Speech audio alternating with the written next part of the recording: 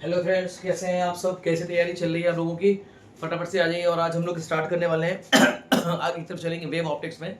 और डिफ्रैक्शन का फिनोमेना मैंने आपको बता दिया था। इंट्रोडक्शन टू डिफ्रैक्शन मैंने आपको बता दिया था। आपको मैंने इसके एग्जांपल्स भी बता दिए थे कि सर्कुलर एज से या पार चार्ट से डिफ्रैक्शन और एक स्ट्रेट एज से डिफ्रैक्शन कैसे होता है। और लाइट वेव का किसी एज पर या किसी कॉर्नर पे पड़ के मुड़ जाना is called diffraction of light. और लाइट रेज एक डार्क रीजन में भी एंटर कर जाती है। तो जब लाइट रेज डार्क रीजन में एंटर कर जाएगी तो वहाँ पे डिफ्रैक्शन के पैटर्न्स देखने को मिलेंगे।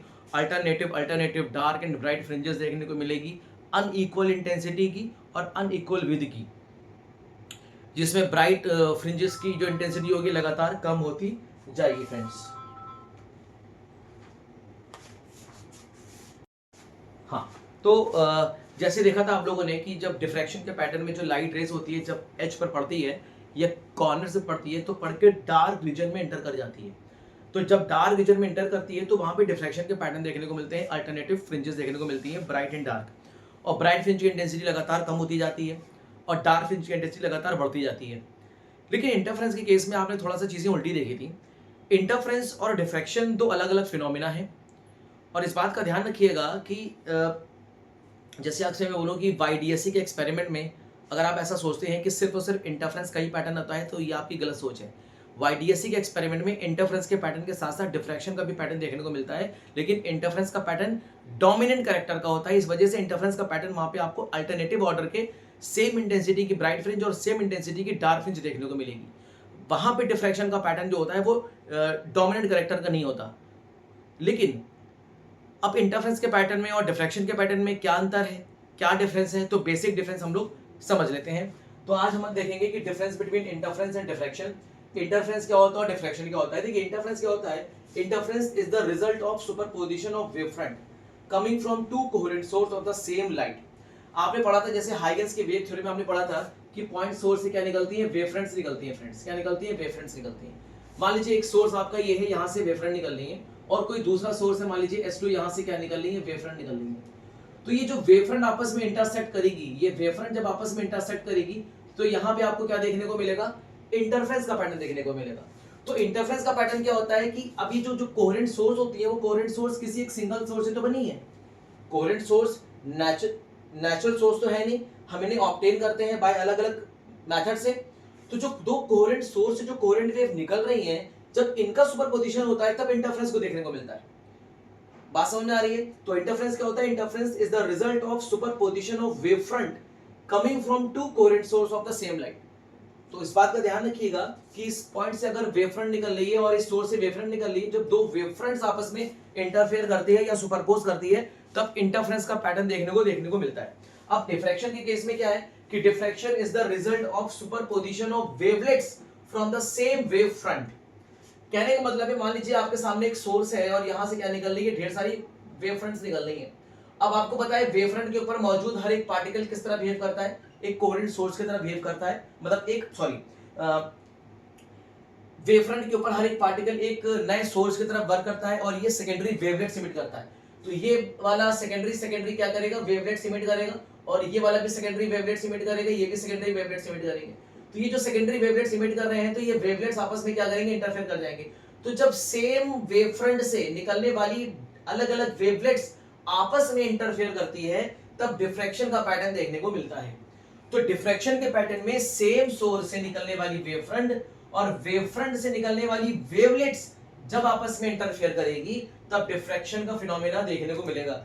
तो there is a difference between diffraction and interference. Interference के लिए दो कोहेरेंट सोर्स का होना जरूरी है, जबकि डिफ्रैक्शन के लिए एक सोर्स का होना जरूरी है, एक स्लिट का, एक अपर्चर का होना जरूरी है, एक मोनोक्रोमेटिक लाइट का होना जरूरी है। इस बात का ध्यान रखिएगा। तो डिफ्रैक्शन क्या है? Diffraction is the result of superposition of two wavelets coming from same wave front, जो सेम वेव फ्रंट से निकल रही हैं। तो वेवलेट्स के सुपरपोजिशन से डिफ्रैक्शन का पैटर्न देखने को मिलेगा और वेव फ्रंट के सुपरपोजिशन से इंटरफेरेंस का पैटर्न देखने को मिलेगा। ठीक है फ्रेंड्स, बहुत बढ़िया। अब सेकंड देखिए इसका डिफरेंस क्या है कि इंटरफेरेंस फ्रिंजेस मे और may not be the same with. Interference की जो फ्रिंजेस होती हैं जिन्हें हम बीटा से डिनोट करते हैं, इंटरफेरेंस की फ्रिंजेस को। तो इंटरफेरेंस के केस में जो फ्रिंज विद होती है वो सेम हो भी सकती है और सेम नहीं भी हो सकती है। मतलब ये कांस्टेंट भी हो सकती है और वेरिएबल भी हो सकती है। कांस्टेंट कहां कहां होगी, आपको मैंने बताया था YDSC young double slit experiment में जो फ्रिंज विड्थ होती है वो कांस्टेंट ऑर्डर की होती है, और वो कितनी होती है, d lambda upon small d होती है। इसी तरह से फ्रेस्नेल बाइप्रिज्म में, लियोट्स मिरर में भी जो फ्रिंज विड्थ बनती है वो कांस्टेंट होती है, उसकी थिकनेस चेंज नहीं होती, उसकी थिकनेस वेरिएबल नहीं होती। बट न्यूटन रिंग के एक्सपेरिमेंट में, न्यूटन रिंग में जो फ्रिंज विड्थ बनती है वो अनइक्वल थिकनेस की होती है और उसकी इंटेंसिटी भी अनइक्वल होती है। फ्रेंड्स इस बात का ध्यान रखिएगा, इंटरफेरेंस के पैटर्न में जो फ्रिंजेस की इंटेंसिटी होती है वो कांस्टेंट हो भी सकती है और नहीं भी हो सकती है। YDSC के एक्सपेरिमेंट में, फ्रेस्नेल बाइप्रिज्म में, लियोट्स मिरर में जो मैक्सिमम इंटेंसिटी होती है वो कांस्टेंट होती है और मिनिमम इंटेंसिटी हमेशा 0 होती है, point to be noted. But Newton ring के एक्सपेरिमेंट में, न्यूटन रिंग में इंटेंसिटी, जो फ्रिंज की इंटेंसिटी होती थी वो लगातार क्या होती जाती है, कम होती जाती है। सेंटर पे आपको इंटेंसिटी मैक्सिमम मिलती है और जैसे जैसे सेंटर से दूर हटते जाते हैं, दूर हटते जाते हैं इन न्यूटन रिंग में, वैसे वैसे इंटेंसिटी भी कम होती जाती है और इसकी थिकनेस भी क्या होती जाती है, कम होती जाती है। इसका मतलब फ्रिंज की थिकनेस सेंटर से जैसे जैसे जैसे जैसे दूर जाएंगे फ्रिंजेस की थिकनेस भी कम होती जाएगी और इसकी इंटेंसिटी भी कम होती जाएगी। बोलो क्लियर है? लेकिन मिनिमम इंटेंसिटी हमेशा 0 होती है। तो इंटरफेरेंस के केस में जो मिनिमम इंटेंसिटी होती है वो ऑलवेज 0 होती है, लेकिन मैक्सिमम इंटेंसिटी ये वेरिएबल हो सकती है। तो मैक्सिमम इंटेंसिटी कब कांस्टेंट होती है, YDSC के एक्सपेरिमेंट में, फ्रेस्नेल बाइप्रिज्म में और लियोट्स मिरर में मैक्सिमम इंटेंसिटी सेम होती है। लेकिन न्यूटन रिंग में फ्रिंजेस जो होती हैं अनइक्वल थिकनेस की होती हैं और अनइक्वल इंटेंसिटी की होती हैं, लेकिन मिनिमम इंटेंसिटी इन दोनों केसेस में क्या होता है, ऑलवेज 0 होती है फ्रेंड्स। बट डिफ्रैक्शन के पैटर्न में, डिफ्रैक्शन के केस में जो आपको फ्रिंजेस देखने को मिलेंगी वो अनइक्वल विड्थ की होगी, मतलब अनइक्वल थिकनेस की होगी और अनइक्वल इंटेंसिटी की होगी। जैसे डिफ्रैक्शन का पैटर्न मैंने आपको बताया था कि जब लाइट रेज किसी कॉर्नर पे पड़ती है तो पड़ के डार्क रीजन में इंटर कर जाती है, और जब डार्क रीजन में इंटर कर जाएगी तो वहां पे डिफ्रैक्शन का पैटर्न देखने को मिलेगा और वहां पे अल्टरनेटिव फ्रिंजेस देखने को मिलेंगी, bright dark, bright dark, bright dark. और ब्राइट फ्रिंज की इंटेंसिटी लगातार कम होती जाएगी और इसकी थिकनेस भी लगातार क्या होती जाएगी, कम होती जाएगी, मतलब उसकी थिकनेस भी कम होती जाएगी और इंटेंसिटी भी लगातार कम होती जाएगी, और डार्क फ्रिंज की इंटेंसिटी लगातार बढ़ती जाएगी।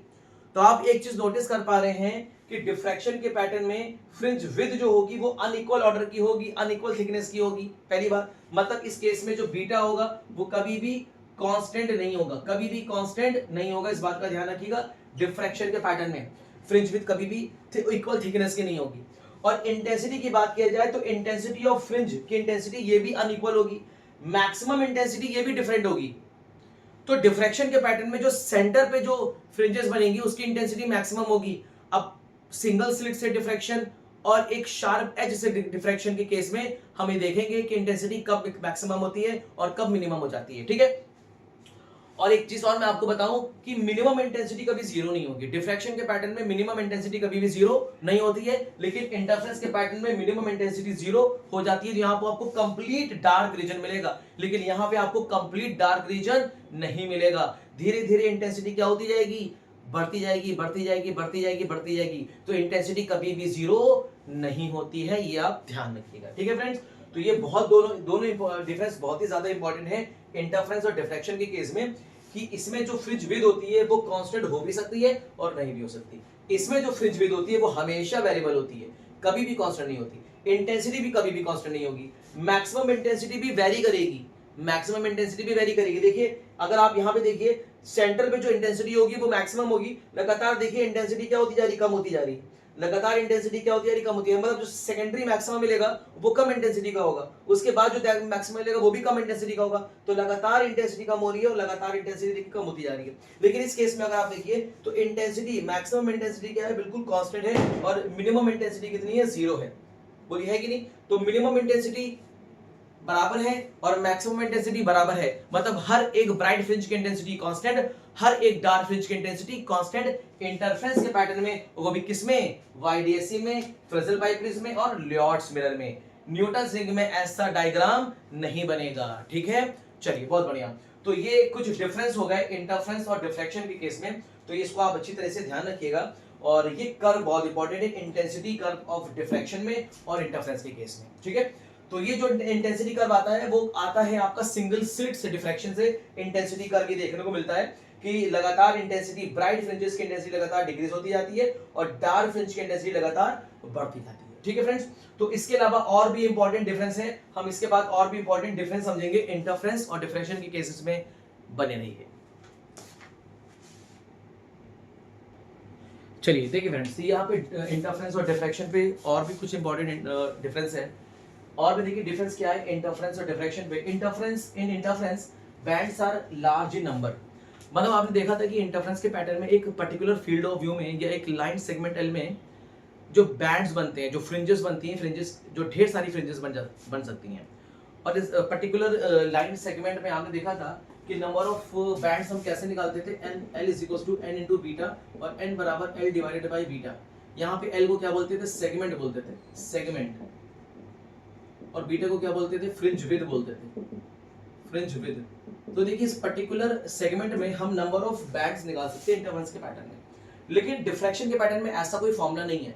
वजह ये है, यहाँ पे हम ऐसा फॉर्मूला क्यों यूज कर सकते हैं, क्योंकि इंटरफ्रेंस की जो फ्रिंजेस बनती थी वो इक्वल थिकनेस की होती थी, इसलिए पर्टिकुलर फील्ड ऑफ व्यू में हम लोग नंबर ऑफ फ्रिंजेस निकाल सकते थे।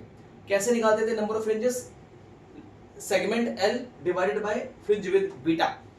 तो यहाँ पे इंटरफ्रेंस के पैटर्न में एक पर्टिकुलर फील्ड ऑफ व्यू में ढेर सारी हमारी लार्ज नंबर ऑफ फ्रिंजेस या लार्ज नंबर ऑफ बैंड्स देखने को मिलते हैं। लेकिन इन डिफ्रैक्शन के पैटर्न में क्या होता है, बैंड्स बहुत ही कम ऑर्डर में होते हैं, ज्यादा बैंड्स नहीं होते। क्योंकि आप देख रहे थे कि डिफ्रैक्शन का जो पैटर्न होता था वो छोटे से ही एरिया में देखने को मिलता था।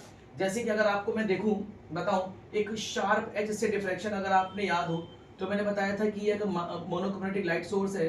तो देखिए लाइट रेस ऐसे ऐसे तो जा रही है, स्ट्रेट तो जा रही है, लेकिन लाइट रेस यहाँ पे मरने के बाद ऐसे क्या होती है, मुड़ जाती है। तो इतने से पैटर्न में आपको क्या देखने को मिलता है, डिफ्रैक्शन का पैटर्न देखने को मिलता है। और ऊपर भी इल्यूमिनेटेड रीजन में आपको अल्टरनेटिव ब्राइट फ्रिंजेस देखने को मिलती हैं। तो देखिए डिफ्रैक्शन का पैटर्न बहुत ही छोटा देखने को मिल रहा है, मतलब इतने ही एरिया में आपको अल्टरनेटिव फ्रिंजेस देखने को मिलेंगी जो कि बहुत ही कम ऑर्डर की होती हैं। तो वही बोला गया है कि डिफ्रैक्शन के पैटर्न में bands are few in numbers, बहुत ही कम नंबर होते हैं, और इसके नीचे पूरी तरीके से डार्क रीजन आ जाता है और फिर इसके नीचे आपको डिफ्रैक्शन का पैटर्न देखने को नहीं मिलता। ठीक है फ्रेंड्स, तो ये हमारा सेकंड डिफरेंस हो गया। अब देखिए फिफ्थ डिफरेंस क्या है, in interference bands are equally spaced. Interference के केस में जो फ्रिंजेस होते हैं वो इक्वली स्पेस्ड होते हैं। जैसे वाईडीएससी में, फ्रेस्नेल बाइप्रिज्म में, लियोट्स मिरर में जो बैंड्स बनते हैं, जो फ्रिंजेस बनते हैं वो इक्वली स्पेस्ड होते हैं एक दूसरे। बट न्यूटन्स रिंग के केस में जो बैंड्स के बीच में जो स्पेस होता है वो अनइक्वल स्पेस होता है। मतलब न्यूटन्स रिंग के एक्सपेरिमेंट में या न्यूटन्स रिंग में जो बैंड्स बनते हैं, जो फ्रिंजेस बनती हैं वो अनइक्वल थिकनेस की होती हैं, और जैसे जैसे आप सेंटर से दूर होते जाएंगे थिकनेस लगातार कम होती जाएगी, इसलिए अनइक्वल स्पेस होता है बैंड्स के बीच में न्यूटन्स रिंग के एक्सपेरिमेंट में। और फ्रेस्नेल बाइप्रिज्म में, लियोट्स मिरर में, वाईडीएससी में जो बैंड्स के बीच की जो स्पेस होता है वो इक्वल स्पेस होता है। तो याद रखिएगा इंटरफ्रेंस के केस में दो बैंड्स के बीच में या दो फ्रिंजेस के बीच में स्पेस इक्वल हो भी सकता है और नहीं भी हो सकता है। बट डिफ्रैक्शन के केस में क्या होता है, डिफ्रैक्शन चाहे आप शार्प एज से ले लीजिए, सर्कुलर एज से ले लीजिए, सर्कुलर डिस्क से ले लीजिए, सिंगल स्लिट से डिफ्रैक्शन, डबल स्लिट से डिफ्रैक्शन, एंड स्लिट से डिफ्रैक्शन ले लीजिए, हर केस में bands are always unequally spaced. जो बैंड्स होते हैं, मतलब जो फ्रिंजेस होती हैं, वो एक दूसरे के बीच में जो डिस्टेंस होती है वो अनइक्वली होती है, मतलब अनइक्वल डिस्टेंस होता है दो फ्रिंजेस के बीच में। मतलब जो फ्रिंजेस की जो स्पेसिंग होती है ना वो अनइक्वल स्पेसिंग होती है डिफ्रैक्शन के केस में। ठीक है फ्रेंड्स, बहुत बढ़िया। अब देखिए लास्ट कुछ इंपॉर्टेंट देख लिए। आपने देखा था कि इंटरफ्रेंस के केस में आपको जो पाथ डिफरेंस मिलता था डेल्टा एक्स बराबर एन इंटू लैम्डा, क्या मिलता था फ्रेंड्स, एन इंटू लैम्डा। यहाँ पे आपको ब्राइट फ्रिंज मिल जाती थी, और यहाँ पे n बराबर 0 1 2 3 कर लेते तो n बराबर 0 करते थे तो क्या मिल जाता था, सेंटर पे ब्राइट मिलता था। फिर n बराबर 1 करते थे तो आपको फर्स्ट ब्राइट फ्रिंज मिल जाती थी, सेंटर के ऊपर सेंटर के नीचे। n बराबर 2 करते थे तो सेकंड ब्राइट फ्रिंज मिल जाती थी, सेंटर के ऊपर सेंटर के नीचे। इसलिए वजह से आपका जो पाथ डिफरेंस होता था इंटरफ्रेंस के केस में वो n लैम्डा होता था, यहाँ पे आपको ब्राइट फ्रिंज मिलती है। इसी तरह से जो डेल्टा x बराबर होता है 2n-1 लैम्डा बाई 2, यहाँ पे डार्क फ्रिंज मिलती है। तो इंटरफ्रेंस के केस में जो पाथ डिफरेंस अगर 2n-1 लैम्डा बाई 2 हो गया और यहाँ पे जो n की वैल्यू होती है वो 1 2 3 4 5 हो सकती है, तो यहाँ पे आपको क्या मिलेगा, डार्क फ्रिंज मिलेगा। तो n बराबर 1 करेंगे तो आपको फर्स्ट डार्क मिलेगा, n बराबर 2 करेंगे तो सेकंड डार्क मिलेगा, सेंटर से ऊपर सेंटर से नीचे, n बराबर 3 करेंगे तो थर्ड डार्क मिलेगा, सेंटर से ऊपर सेंटर से नीचे। तो ये इंटरफ्रेंस के केस में आपका पाथ डिफरेंस हो गया। डिफ्रैक्शन के केस में पाथ डिफरेंस उल्टा हो जाता है, पलट जाता है। डिफ्रैक्शन के केस में जो पाथ डिफरेंस होता है, इंटरफेरेंस के केस में जो पाथ डिफरेंस ब्राइट स्पॉट का होता है, डिफ्रैक्शन के केस में वही पाथ डिफरेंस डार्क स्पॉट का हो जाता है। देखिए इंटरफेरेंस के केस में जो पाथ डिफरेंस ब्राइट स्पॉट का था या ब्राइट फ्रिंज का था, वही किसका केस बन जाता है, डिफ्रैक्शन के केस में path difference and lambda dark fringe का बन जाता है या डार्क स्पॉट का बन जाता है। अब आप एक बात समझिएगा बहुत ध्यान से, डिफ्रैक्शन के केस में सेंटर पे तो आपको ब्राइट फ्रिंज मिलती है, क्या मिलती है, ब्राइट फ्रिंज, तो वहां पे पाथ डिफरेंस कितना हो जाता है, 0 होता है। तो पाथ डिफरेंस अगर 0 हो गया तो यहाँ पे आपको क्या मिल जाएगा, सेंट्रल मैक्सिमम मिल जाएगा, इसको बोलेंगे प्राइमरी मैक्सिमा। क्या बोलते हैं फ्रेंड्स, प्राइमरी मैक्सिमा बोलते हैं। और इसके अलावा जो भी ब्राइट फ्रिंज मिलेगी उसको बोलते हैं सेकेंडरी मैक्सिमा। तो जैसे सेकेंडरी मैक्सिमा की बात करें, एंड सेकेंडरी मैक्सिमा की बात करें, सेंटर से ऊपर एंड सेकेंडरी मैक्सिमा की बात करें तो आपको एंड सेकेंडरी मैक्सिमा सेंटर से ऊपर कहां मिलेगा, इसका पाथ डिफरेंस होगा 2n+1 λ/2। बोलिए क्लियर है, यहाँ पे n की वैल्यू क्या होगी, 1 2 3 4 5, जैसे मैंने बोला n बराबर 1, n बराबर 1 का मतलब हो गया फर्स्ट सेकेंडरी मैक्सिमा, क्योंकि प्राइमरी मैक्सिमा जो थी वो आपको सेंटर में मिल चुका है जिसका पाथ डिफरेंस 0 था। अब सेंटर को छोड़ के जो भी ब्राइट फ्रिंज बनेगी वो कैसी होगी, nth सेकेंडरी मैक्सिमा होगी। तो nth सेकेंडरी मैक्सिमा मतलब जैसे मान लीजिए n बराबर 1 किया तो सेंटर से ऊपर फर्स्ट सेकेंडरी मैक्सिमा बनेगा, n बराबर 2 किया तो सेंटर से ऊपर सेकंड सेकेंडरी मैक्सिमा बनेगा, n बराबर 3 किया तो सेंटर से ऊपर थर्ड सेकेंडरी मैक्सिमा बनेगा, एंड सो ऑन। तो यहाँ पे पाथ डिफरेंस कितना हो जाएगा, 2n+1 λ/2, और अगर पाथ डिफरेंस इतना है तो आपको क्या मिलेगा, nth secondary maxima bright fringe देखने को मिलेगी। यहाँ पे n की वैल्यू क्या होगी, 1 2 3 4 5 और डॉट डॉट डॉट n तक होगी। क्लियर होगी बात, कोई कंफ्यूजन नहीं है। यहाँ पे देखिए कंफ्यूज मत होइएगा, यहाँ पे लिखा है 2n-1 λ/2, यहाँ पे लिखा है 2n+1 λ/2, यहाँ पे n बराबर 1 2 3 4 आएगा, यहाँ पे भी n बराबर 1 2 3 4 5 आएगा। कंफ्यूज्ड बिल्कुल मत होइएगा। क्लियर हो गई बात, बहुत बढ़िया। तो जैसे n बराबर अगर 1 कर देंगे तो यहाँ पे 3 λ/2 पे आपको क्या मिलेगा, फर्स्ट ब्राइट फ्रिंज मिल जाएगी, फर्स्ट सेकेंडरी ब्राइट।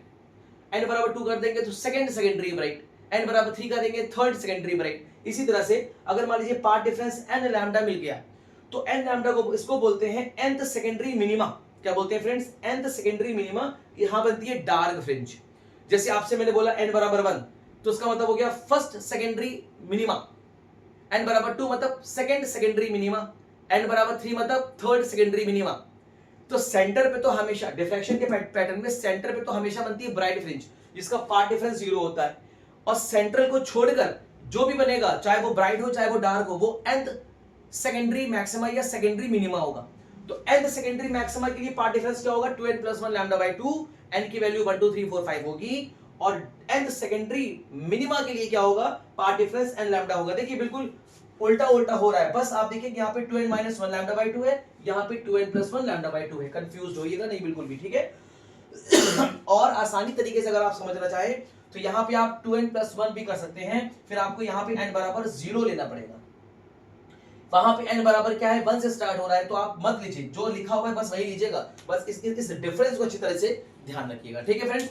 तो अब सबसे बड़ी बात ये होती है कि ऐसा कैसे हो गया कि डिफ्रैक्शन के पैटर्न में पाथ डिफरेंस मैक्सिमम के केस में पाथ डिफरेंस 2n+1 λ/2 हो गया, और n बराबर 1 2 3 4 5, और डार्क फ्रिंज के केस में पाथ डिफरेंस n लैम्डा कैसे हो गया, और n बराबर 1 2 3 4 5, मतलब पाथ डिफरेंस अगर लैम्डा हुआ 2 lambda 3 lambda 4 lambda 5 lambda 6 lambda, तो यहाँ पे आपको डार्क फ्रिंज मिलेगी।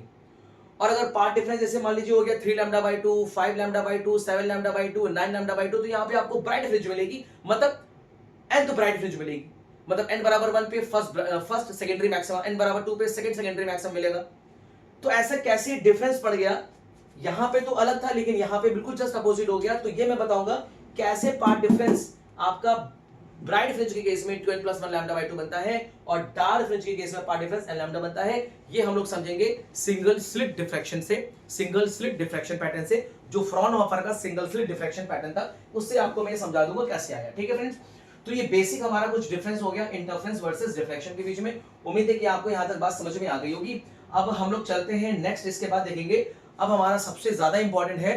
अभी तो हम लोग देखिए आपको जैसे पता है कि शार्प एज से डिफ्रैक्शन हो गया, सर्कुलर एज से डिफ्रैक्शन हो गया, और सर्कुलर डिस्क से डिफ्रैक्शन होता है ये फ्रेस्नेल डिफ्रैक्शन के अंदर आता है। Sharp edge diffraction, circular edge diffraction और सर्कुलर डिस्क से डिफ्रैक्शन किसके अंदर आता है, फ्रेस्नेल डिफ्रैक्शन के अंदर आता है। लेकिन सिंगल स्लिट से डिफ्रैक्शन, डबल स्लिट से डिफ्रैक्शन, एन स्लिट से डिफ्रैक्शन आता है, फ्रॉनहोफर डिफ्रैक्शन के अंदर आता है। तो सबसे पहले मैं आपको बता देता हूं शार्प एज से डिफ्रैक्शन, ये बहुत इंपॉर्टेंट है और शार्प एज से डिफ्रैक्शन आपके एग्जाम में पूछा जा सकता है। तो ये फ्रेस्नेल क्लास ऑफ डिफ्रैक्शन के अंदर आ जाता है और फ्रेस्नेल क्लास ऑफ डिफ्रैक्शन में आपको पता है सोर्स और स्लिट के बीच की डिस्टेंस फाइनाइट होती है, स्लिट और स्क्रीन के बीच की डिस्टेंस भी फाइनाइट होती है। सोर्स और स्लिट के बीच में कोई लेंस नहीं यूज करते, स्लिट और स्क्रीन के बीच में भी कोई लेंस यूज नहीं करते हैं फ्रेस्नेल क्लास ऑफ डिफ्रैक्शन में। तो अब हम देखने वाले हैं शार्प एज से डिफ्रैक्शन, बने रहिए।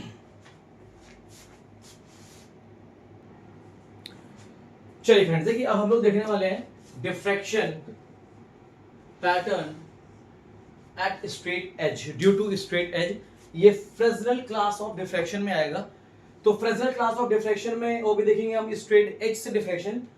तो रेजर ब्लेड आपने देखा होगा, ब्लेड का एग्जाम्पल बहुत अच्छा है। दो ब्लेड को बिल्कुल पास पास रख दीजिए और वहां से जो आपको डिफ्रैक्शन देखने को मिलेगा वो इसी तरह का डिफ्रैक्शन होगा जिसको बोलेंगे diffraction due to straight edge. देखिए यहाँ पे हमने एक स्ट्रेट एज लिया है, एक शार्प एज लिया है। इसका ये वाला पॉइंट क्या है, एकदम शार्प है, नुकीला है। और मैंने एक सामने एक मोनोक्रोमेटिक लाइट सोर्स रख दिया है जो इस स्ट्रेट एज से ए डिस्टेंस पर है।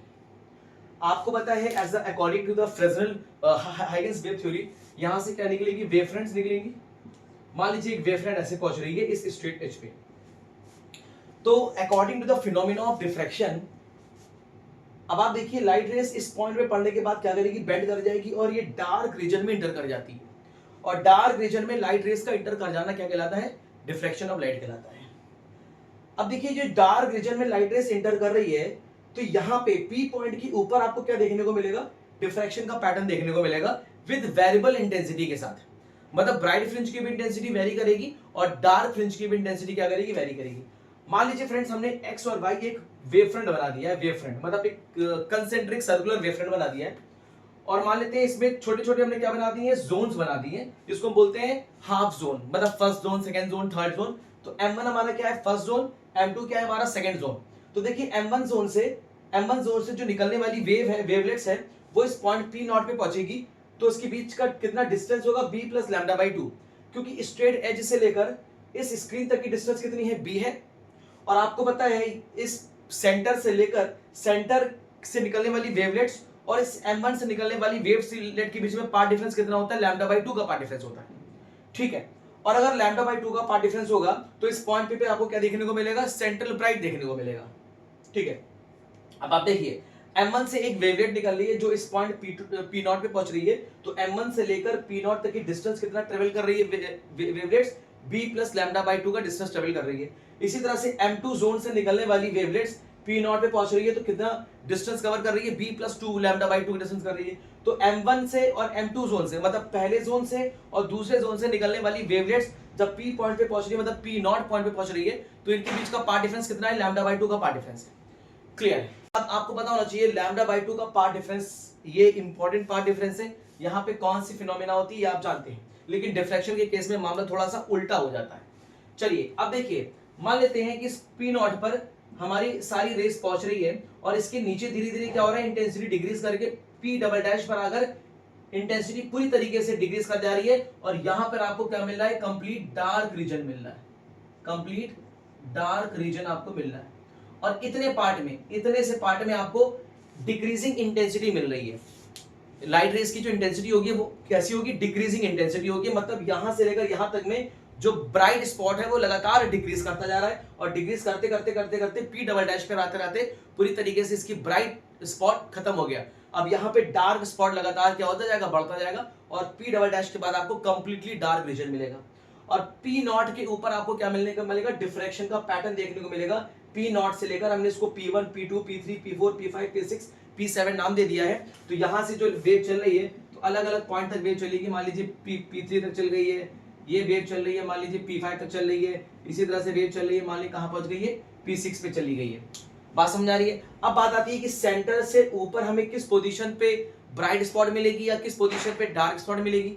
एक्स डिस्टेंस के ऊपर P7 पे हमको ब्राइट मिलेगी या डार्क मिलेगी, कैसे पता चलेगा। तो हम इसमें पोजीशन निकालने वाले हैं, nth सेकेंडरी मैक्सिमा और nth सेकेंडरी मिनिमा की पोजीशन निकालेंगे स्ट्रेट एज के केस में, कि सेंटर से P नॉट सेंटर से ऊपर हमें किस पोजीशन पे हमें एन सेकेंडरी मैक्सिमा या एन सेकेंडरी मिनिमम मिलेगा। लेकिन इससे पहले हम आपको इंटेंसिटी कर्व बता दें। ये स्ट्रेट एज का इंटेंसिटी कर्व है, तो याद रखिएगा ये इंटेंसिटी कर्व है आपका। अब आप एक चीज नोटिस करिए कि अगर मान लीजिए ये मोनोक्रोमेटिक लाइट सोर्स है, यहां से ए एम्पलीट्यूड की कोई लाइट निकल रही है, अगर इसका स्क्वायर कर देंगे तो हमें यहाँ पे क्या मिल जाएगा, इंटेंसिटी मिल जाएगा। मतलब इंटेंसिटी क्या है, is proportional to A square. मेरे कहने का मतलब है कि इस सोर्स से जो इंटेंसिटी निकल रही है वो ए स्क्वायर की इंटेंसिटी निकल रही है। यहां तक आते आते वो मुड़ गई और ये कुछ जो वेव होगी वो डार्क रीजन में इंटर कर जाएगी। तो सेंटर पे आपको जब इंटरफेरेंस का पैटर्न मतलब डिफ्रैक्शन का पैटर्न होगा और यहाँ पे जो पी नॉट पे जो रिजल्टेंट वेव की इंटेंसिटी होगी, आपको पता है diffraction is the phenomena superposition of two wavelets. तो दो वेवलेट्स, ये देखिए m1 m2 m3 से जो वेवलेट्स निकल रही हैं वो इस पॉइंट पे पहुंच के क्या कर रही हैं, सुपरपोजिशन कर रही हैं और डिफ्रैक्शन का पैटर्न दे रही हैं। और आप देखिए पी नॉट पर जो वेव पहुंचेगी, आपको अगर याद हो तो मैंने बताया था कि पी नॉट पर जो वेव पहुंचती है, मतलब इस पी नॉट पे जो वेव पहुंचेगी उसकी इंटेंसिटी कितनी होगी, a स्क्वायर बाई 4। अगर आपने फ्रेस्नेल हाफ पीरियड जोन पढ़ा है तो फ्रेस्नेल हाफ पीरियड जोन में आपको पता है कि जब उसके सामने पहुंचती है तो वेवलेट्स को सुपरपोजिशन होता है। बात समझ में आ रही है, बहुत बढ़िया। तो मान लीजिए इस मोनोक्रोमेटिक लाइट सोर्स से हमारा तो फ्रेंड्स भाई मैं बोल रहा था यहां से कि अब आप देखिए इंटेंसिटी, अगर मान लीजिए इस सोर्स से निकलने वाली लाइट वेव की इंटेंसिटी अगर आई है या इंटेंसिटी ए स्क्वायर है, तो इस पॉइंट पे पी नॉट पर जब सुपरपोजिशन होगा वेवलेट्स का तो इंटेंसिटी कितनी हो जाएगी, ए स्क्वायर बाई 4 हो जाएगी। ये इंपॉर्टेंट बात है। ये क्वेश्चन पूछा जाता है कि स्ट्रेट एज की डिफ्रैक्शन के पैटर्न में सेंटर पे जो इंटेंसिटी होती है वो मोनोक्रोमेटिक लाइट सोर्स की इंटेंसिटी की 1/4 हो जाती है। 1/4 हो गई, देखिए इस पॉइंट पे पी नॉट पे, ठीक है। इसी तरह से देखिए जब आप थोड़ा सा आगे बढ़ेंगे और P1 पढ़ेंगे, ये आपका क्या है, पी नॉट के ऊपर P1 है।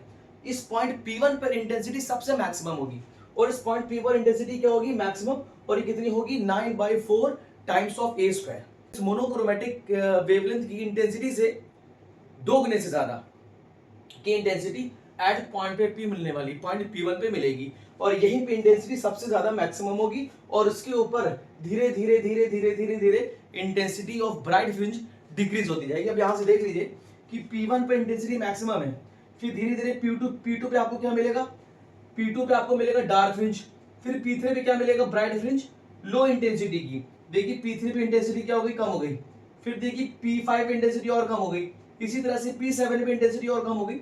तो लगातार आप देख रहे हैं कि इंटेंसिटी लगातार क्या होती जा रही है, कम होती जा रही है, कम होती जा रही है, कम होती जा रही है। लेकिन अगर आप डार्क फ्रिंज की इंटेंसिटी देखिए तो डार्क फ्रिंज की इंटेंसिटी लगातार क्या होती जा रही है, तो देखिए बढ़ती जा रही है, बढ़ती जा रही है, बढ़ती जा रही है। इसका मतलब P2 पर सबसे लो डार्क फ्रिंज की इंटेंसिटी बनेगी, P4 पे उससे ज्यादा डार्क इंटेंसिटी बनेगी, इसी तरह से P5 पर और डार्क इंटेंसिटी बनेगी, P7 पे और डार्क इंटेंसिटी की डार्क फ्रिंज बनेगी। इसका मतलब ये हो गया कि जैसे जैसे हम ऊपर की तरफ जाएंगे ब्राइट फ्रिंज की इंटेंसिटी कम होती जाएगी और डार्क फ्रिंज की इंटेंसिटी बढ़ती जाएगी, ठीक है। और आपसे सबसे इंपॉर्टेंट चीज ये पूछता है कि सेंटर पे इंटेंसिटी कितनी जाती है, सेंटर पे जो इंटेंसिटी होती है 1/4 हो जाती है।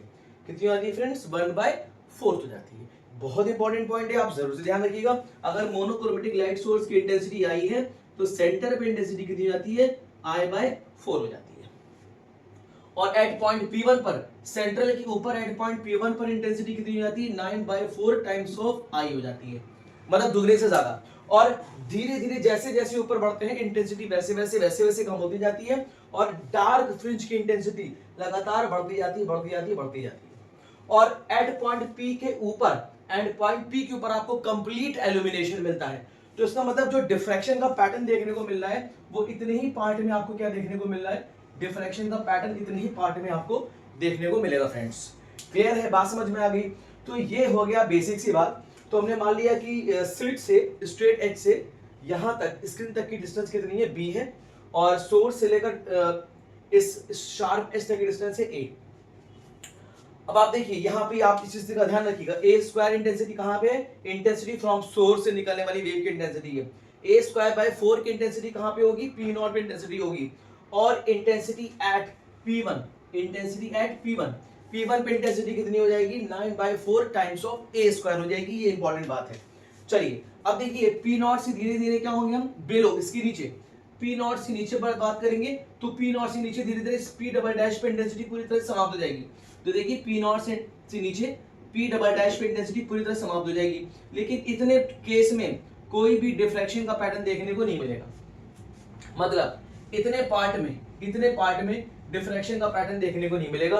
आपको डिफ्रैक्शन का पैटर्न सिर्फ किसने कहां देखने को मिलेगा, पी नॉट के ऊपर ही आपको डिफ्रैक्शन का पैटर्न देखने को मिलेगा। और अल्टरनेटिव फ्रिंजेस देखने को मिलती हैं, अनइक्वल इंटेंसिटी और अनइक्वल विड्थ की फ्रिंजेस देखने को मिलती हैं।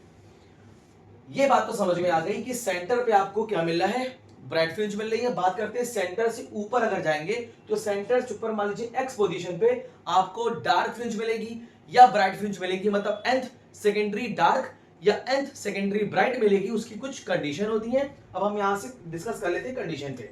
देखिए स्ट्रेट एज के केस में जो पाथ डिफरेंस आता है, दो वेव के बीच में जो पाथ डिफरेंस आता है, तो वो पाथ डिफरेंस कितना आता है इसको नोट कर लीजिएगा। पाथ डिफरेंस आता है xn² xn क्या है, सेंटर से लेकर किसी पॉइंट पर ये पोजीशन है x, ये डिस्टेंस है x, सेंटर से लेकर यहां तक की किसी पॉइंट पे डिस्टेंस कितनी x है। तो ये xn² a divided by b a plus b। यहाँ पे a क्या है आपको समझ में आ गया और b आपके सामने समझ में आ गया। तो यहां से आपका क्या है path difference in straight edge में पाथ डिफरेंस ये निकलता है xn² a upon b a plus b। Now condition of maxima मान लेते हैं इस p नॉट से ऊपर किसी पॉइंट पर मैक्सिमा हो रहा है या n सेकेंडरी मैक्सिमा बन रहा है। तो अगर n सेकेंडरी मैक्सिमा बनेगा तो पाथ डिफरेंस कितना हो जाएगा फ्रेंड्स 12 + 1 λ/2। मैंने बताया था आपको कि डिफ्रैक्शन के केस में मैक्सिमा अगर बन रहा है n सेकेंडरी मैक्सिमा बन रहा है तो पाथ डिफरेंस क्या हो जाता है 12 + 1 λ/2। n बराबर 1 2 3 4 5 ले लेंगे, इन दोनों पार्ट डिफरेंस को आपस में बराबर कर देंगे तो 2n + 1 λ/2 बराबर xn² a upon b a plus b। यहां से आपको xn मिल जाएगा अंडर रूट के अंदर 2n + 1 a plus b b lambda upon a। ये है position of nth secondary maxima from central bright. Central bright से nth सेकेंडरी मैक्सिमा की पोजीशन है। मतलब सेंट्रल ब्राइट से nth x डिस्टेंस ऊपर xn डिस्टेंस ऊपर आपको ब्राइट फ्रिंजेस मिलने की कंडीशन है ये।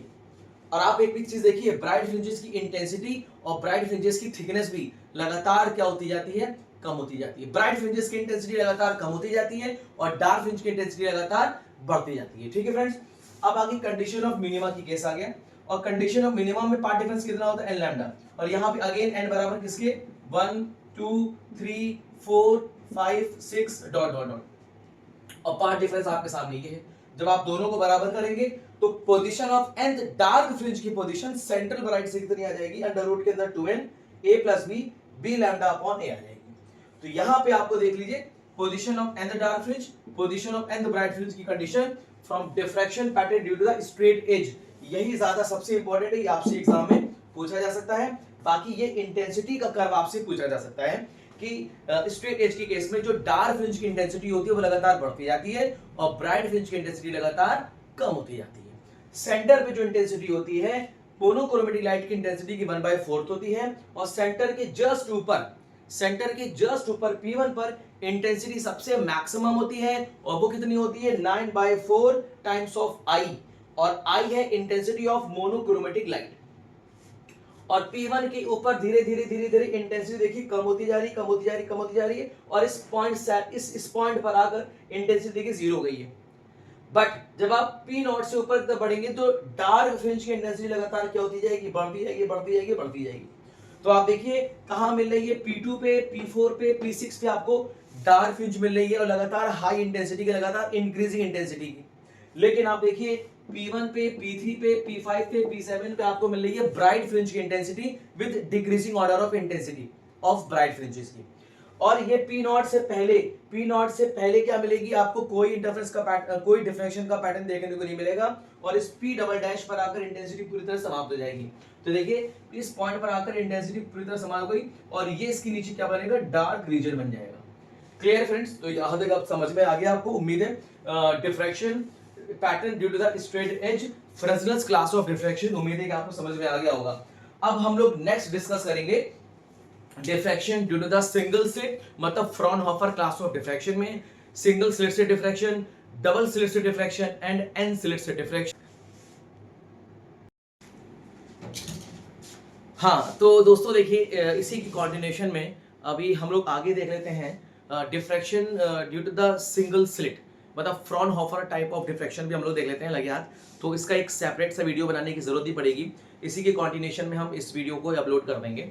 मतलब जैसे अभी अभी प्रीवियस आपने देखा कि हमने इंटरफेरेंस और डिफ्रैक्शन पे आपको डिफरेंस बता दिया, क्या मेजर डिफरेंस था इंटरफेरेंस एंड डिफ्रैक्शन में। सेकंड मैंने आपको बताया फ्रेस्नेल क्लास ऑफ डिफ्रैक्शन में diffraction through the straight edge से डिफ्रैक्शन। हालांकि आपके सिलेबस में डिफ्रैक्शन थ्रू सर्कुलर डिस्क नहीं है, डिफ्रैक्शन थ्रू सर्कुलर एपार्चर भी नहीं है, तो आपको परेशान होने की जरूरत नहीं है। तो फ्रेस्नेल क्लास ऑफ डिफ्रैक्शन में आपको diffraction through the straight edge का डिफ्रैक्शन है वो मैंने आपको बता दिया है, इंटेंसिटी कर्व भी मैंने आपको बता दिया। अब इसी की कंटिन्यूएशन पे हम लोग देखेंगे Fresnel class of diffraction, I mean Fraunhofer class of diffraction, और जिसमें डिफ्रैक्शन हमारा होगा सिंगल स्लिट से डिफ्रैक्शन। देन इसके बाद हम लोग देखेंगे diffraction due to the double slit. ठीक है, चलिए, तो सिंगल स्लिट से डिफ्रैक्शन देखने के लिए कुछ हमें बातों को समझना पड़ेगा, कुछ थ्योरी हम लोगों को पढ़नी पड़ेगी, उसके बाद हम लोग प्रॉपर तरीके से इसका डेरिवेशन भी करेंगे और सारी चीज समझेंगे और इसके इंपॉर्टेंट न्यूमेरिकल्स भी करेंगे। देखिए फ्रेंड्स, मान लेते हैं हमारे पास एक मोनोक्रोमेटिक लाइट सोर्स है। लेट्स सपोज हमारे पास एक क्या है, मोनोक्रोमेटिक लाइट सोर्स है। ठीक है फ्रेंड्स, और इस मोनोक्रोमेटिक लाइट सोर्स से रेज निकल रही है सामने, और आपको पता है ये हमारा फ्रॉनहोफर टाइप ऑफ डिफ्रैक्शन है जिसमें सोर्स और स्लिट के बीच में हम एक लेंस लगाते हैं L1, स्लिट और स्क्रीन के बीच में एक और लेंस लगाते हैं L2। ठीक है, आपको पता होना चाहिए, हमने आपको डिफरेंस बताया था फ्रेस्नेल क्लास ऑफ डिफ्रैक्शन और फ्रॉनहोफर क्लास ऑफ डिफ्रैक्शन में। Fraunhofer he class of diffraction चल रहा है जिसमें हमने एक ऑब्जेक्ट रखा है इस लेंस L1 के फोकस पे, इसलिए सोर्स से लेकर इस लेंस L1 तक की जो डिस्टेंस है वो कैसी है, focal length of lens L1 की फोकल लेंथ है, क्योंकि ये ऑब्जेक्ट कहां पे रखा हुआ है, इस लेंस के फोकस पे रखा हुआ है। ठीक है, देन इसके बाद हमारा ये एक स्लिट है, एपार्चर कह सकते हैं, ओपनिंग कह सकते हैं। ठीक है, अब इसे एपार्चर ओपनिंग कह सकते हैं। इस एपार्चर AB की विड्थ है A, इस एपार्चर AB की विड्थ कितनी है, A है, और इस स्लिट या एपार्चर या स्लिट से स्क्रीन के बीच में एक लेंस लगा हुआ है L2। इस लेंस का काम क्या है, इस लेंस का काम है जो पैरेलल रेज आएगी उसको कन्वर्ज करके किसी पॉइंट पर कन्वर्ज कर देना, और डिफ्रैक्शन का पैटर्न हमें यहाँ पे ऑब्जर्व होगा। धीरे धीरे समझते हैं, परेशान मत होइएगा। देखिए, इस लेंस L2 को हमने रखा है, इस लेंस L2 के फोकस पे हमने एक स्क्रीन रख दिया है फ्रेंड्स, और हमारे पास स्क्रीन क्या है, M&R screen is the screen, ये हमारी है स्क्रीन है। ठीक है फ्रेंड्स, और स्क्रीन कहां पे रखी हुई है, इस लेंस L2 के फोकस पे रखी हुई है, इसलिए डिस्टेंस कितनी है, focal length of this lens L2 का फोकल लेंथ है। ठीक है, और हमने ये एज्यूम करके रखा हुआ है, पूरे डेरिवेशन में एज्यूम करके रखा हुआ है कि जो ये लेंस L2 है वो इस एपार्चर या स्लिट के बहुत ही नजदीक है। मतलब कहने का मेरा मतलब है कि ये जो डिस्टेंस है ये लगभग इसी के बराबर है, ये डिस्टेंस और ये डिस्टेंस लगभग इक्वल है, सेम है। अगर ये मान लीजिए डिस्टेंस D है तो D इज अप्रोक्सीमेटली FL2।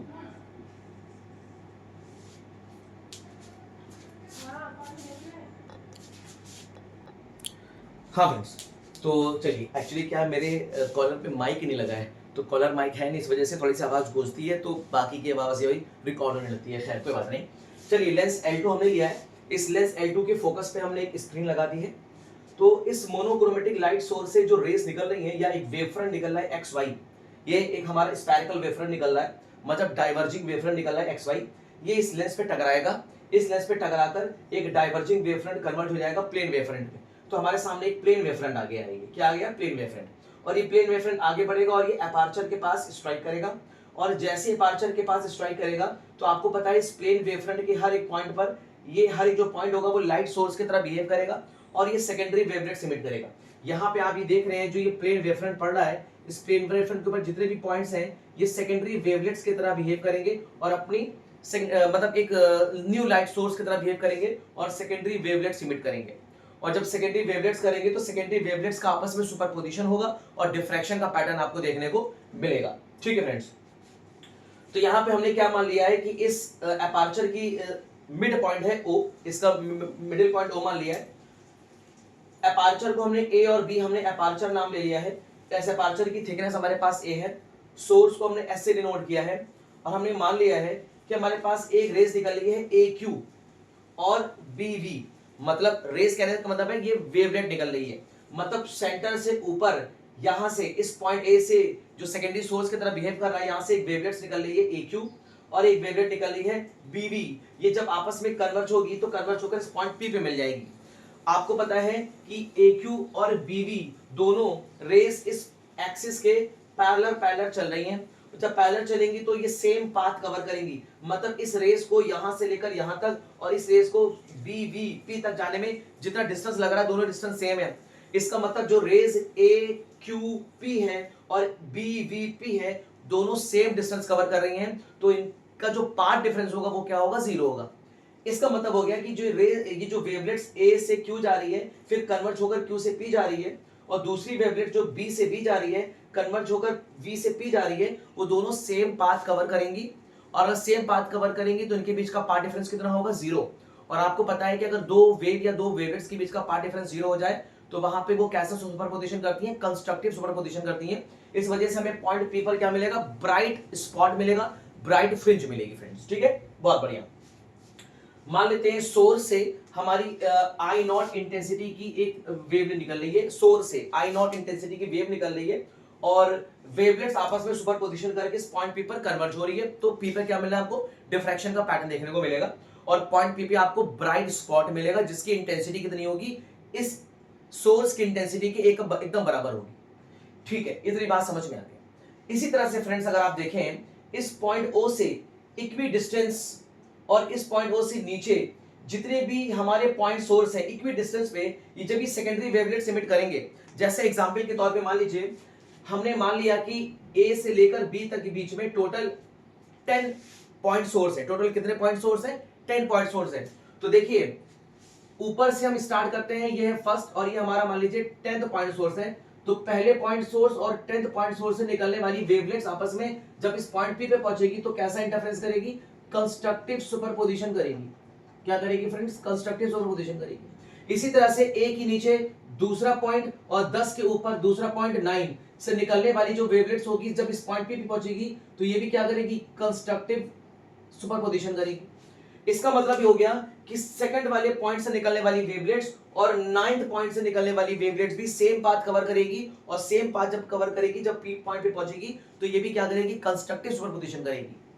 मतलब इसका मतलब इस 2 पॉइंट के नीचे, मतलब 1 हो गया, 2 हो गया, 3 हो गया, 4 हो गया, डॉट डॉट 10 तक हो गया, तो 2 पॉइंट के नीचे 3 पॉइंट और ओ के नीचे कौन सा पॉइंट, 8वां पॉइंट। जब इस थर्ड सोर्स से निकलने वाली वेवलेट्स और 8th सोर्स से निकलने वाली वेवलेट्स जब पॉइंट पी पर पहुंचेगी तो अभी भी ये क्या करेगी, कंस्ट्रक्टिव सुपरपोजिशन करेगी। इसका मतलब फ्रेंड्स एक बात आपको समझ में आ गई कि ओ से इक्वी डिस्टेंस ऊपर, ओ से इक्वी डिस्टेंस नीचे, मतलब ओ से बराबर डिस्टेंस पे ऊपर, ओ से बराबर डिस्टेंस पे नीचे सोर्स से निकलने वाली वेवलेट्स जब इस प्रिंसिपल एक्सिस के पैरेलल चलेगी, पैरेलल चलने के बाद जब इस लेंस से टकराएगी, कन्वर्ज होगी तो पॉइंट पी पर पहुंचेगी तो सेम डिस्टेंस कवर करेगी और इनके बीच का पाथ डिफरेंस 0 होगा।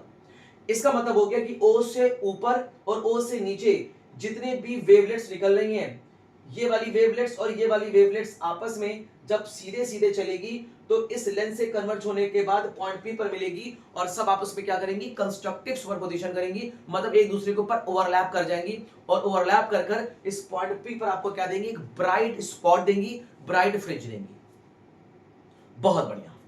तो इसी बात को अगर हम थोड़ा सा थ्योरेटिकली अगर देख लें और पढ़ लें तो कुछ और ही मजा आ जाएगा। हालांकि देखा जाए तो इस पॉइंट 1 से निकलने वाली वेवलेट्स सिर्फ पैरेलल थोड़ी चलेगी, ऐसे भी चलेगी, और इस 10th सोर्स से निकलने वाली वेवलेट्स सिर्फ बीवी डायरेक्शन में नहीं बीटी डायरेक्शन में भी जाएगी। तो अभी तो हमने देखा है जो रेस पैरेलल चल रही है, मतलब ए से क्यू और बी से बी चलने वाली रेस ये पैरेलल चल रही है, कन्वर्ज होने के बाद पॉइंट पी पर मिलेगी और इक्वल डिस्टेंस कवर करेगी। तो इनके द्वारा इन दोनों वेव जो मैंने ब्लैक पेन से बनाया है, ये जो ब्लैक पेन से मैंने रेस बनाया है, ये इनके बीच का पाथ डिफरेंस 0 होगा और इनके बीच का अगर पाथ डिफरेंस 0 होगा तो हमें पॉइंट पे पर क्या मिलेगा, ब्राइट स्पॉट मिलेगा। और इसी बात को हम थोड़ा सा थ्योरेटिकली समझ लेते हैं। A plane wavefront is incident on the slit AB। Plane wavefront है, ये हमारे पास प्लेन वेवफ्रंट है, ये अपने पास कैसा वेवफ्रंट है फ्रेंड्स, प्लेन वेवफ्रंट है, ये अपने पास प्लेन वेवफ्रंट है। कहां पे स्ट्राइक कर रहा है, इस स्लिट AB पे, अपर्चर AB पे स्ट्राइक कर रहा है, और आपको पता है जैसी स्ट्राइक करेगा इस प्लेन वेवफ्रंट के ऊपर हर एक पॉइंट एक नई लाइट सोर्स की तरह बिहेव करेगा और सेकेंडरी वेवलेट्स एमिट करेगा। देखिए आगे क्या लिखा हुआ है, a plane wavefront is incident on the slit AB and each point on this wavefront is a source of secondary disturbance. इस पॉइंट सोर्स के ऊपर, इस वेवफ्रंट के ऊपर जितने भी पॉइंट सोर्स होंगे वो सेकेंडरी वेवलेट्स एमिट करेंगे, न्यू सोर्स ऑफ लाइट की तरह बिहेव करेंगे और सेकेंडरी वेवलेट्स एमिट करेंगे। आगे देखिए, the secondary wave travelling in the direction parallel to OP, जो सेकेंडरी वेव है वो ओपी के पैरेलल डायरेक्शन में चलेगी, ओपी के पैरेलल डायरेक्शन में AQ और BV चलेगी। देखिए वही लिखा हुआ है, the secondary wave travelling in the direction parallel to OP AQ and BV come to focus at P, ये come to focus at P पर ये फोकस हो जाएगी, AQ और BV से चलने वाली रेस आपस में क्या हो जाएगी, फोकस हो जाएगी। तो देखिए AQ and BV come to focus at P and bright central image is observed. क्यों ऐसा होगा, क्योंकि ये रेस जो चल रही है और ये जो रे चल रही है इनके बीच का पाथ डिफरेंस कितना है, 0, क्योंकि वेवलेट्स सेम मीडियम में चली, इनकी स्पीड सेम होगी, और सबसे बड़ी बात यहां से लेकर यहां तक जितना ये टाइम टेकन ले रहे हैं वो भी टाइम टेकन सेम होगा, तो इनके बीच का पाथ जो होगा वो भी सेम होगा, मतलब इनके बीच का जो डिस्टेंस होगा वो भी सेम होगा। मतलब ये जो रे A से Q और Q से P जा रही है, B से B से P जा रही है, इनका जो पाथ होगा, जो इनका डिस्टेंस होगा वो सेम होगा, तो इनका पाथ डिफरेंस कितना होगा, 0 हो जाएगा। और आपको पता है जब दो वेव के बीच का पाथ डिफरेंस 0 हो जाता है तो वहां पे ब्राइट स्पॉट मिलता है, कंस्ट्रक्टिव सुपरपोजिशन का केस होता है। तो bright central images observe the secondary waves from point equidistance from O, जो सेकेंडरी वेव्स है O के इक्विडिस्टेंस, O से इक्विडिस्टेंस ऊपर, O से इक्विडिस्टेंस नीचे पे जो सेकेंडरी वेव्स चलेंगी, सेकेंडरी वेवलेट्स चलेंगी जो OP के पैरेलल होंगी और कन्वर्ज होने के बाद जो पॉइंट P पर मिलेंगी, उनके बीच का जो पाथ डिफरेंस होगा वो भी क्या होगा, 0 होगा। वही बात लिखी हुई है, the secondary waves from points equidistant from O and situated in the upper and lower half OA and OB। OA और OB में जो आपकी न्यू सोर्स है जहां से सेकेंडरी वेवलेट्स निकल रही है, ये इस पे कन्वर्ज होने के बाद, इस लेंस से कन्वर्ज होने के बाद आपस में मिल जाएगी इस पॉइंट P पर, और इनके बीच का भी पाथ डिफरेंस क्या होगा, 0 होगा। इसका मतलब करस्पॉन्डिंग O से A तक और करस्पॉन्डिंग O से B तक जितने भी वेवलेट्स आ रही हैं उनके बीच का पाथ डिफरेंस क्या होगा, 0 का, अगर वो इक्वी डिस्टेंस पे होनी चाहिए, मतलब O से इक्वी डिस्टेंस ऊपर, O से इक्वी डिस्टेंस नीचे, तो यहां से निकलने वाली वेवलेट्स और यहां से निकलने वाली वेवलेट्स के बीच का पाथ डिफरेंस 0। इसी तरह से यहां पे देखिए, इसी तरह से यहां पे देखिए, यहां से निकलने वाली वेवलेट्स और यहां से निकलने वाली वेवलेट्स के बीच का भी पाथ डिफरेंस क्या होगा, 0 होगा फ्रेंड्स। वही बात यहां पे लिखी हुई है कि the secondary waves from points equidistant from O and situated in the upper and lower half OA and OB of the wavefront travels the same distance in the reaching P and hence the path difference is 0. The secondary waves reinforce on one another and P will be the point of maximum intensity which is I naught। मतलब ये जो O से A तक और O से B तक जो secondary wavelets निकल रही हैं OP के पैरेलल, वो आपस में क्या करेंगी, कन्वर्ज होंगी और आपस में सुपरपोजिशन करेंगी और P पर मिल जाएंगी, और P पे आपको क्या मिलेगा, एक ब्राइट स्पॉट मिलेगा, मतलब एक कंस्ट्रक्टिव सुपरपोजिशन का केस मिलेगा, मैक्सिमम इंटेंसिटी का केस मिलेगा। और इस पॉइंट P पर वेवलेट्स जब आपस में सुपरपोज करेंगी तो इनकी इंटेंसिटी कितनी होगी, इस सोर्स से निकलने वाली वेव की इंटेंसिटी के बराबर होगी।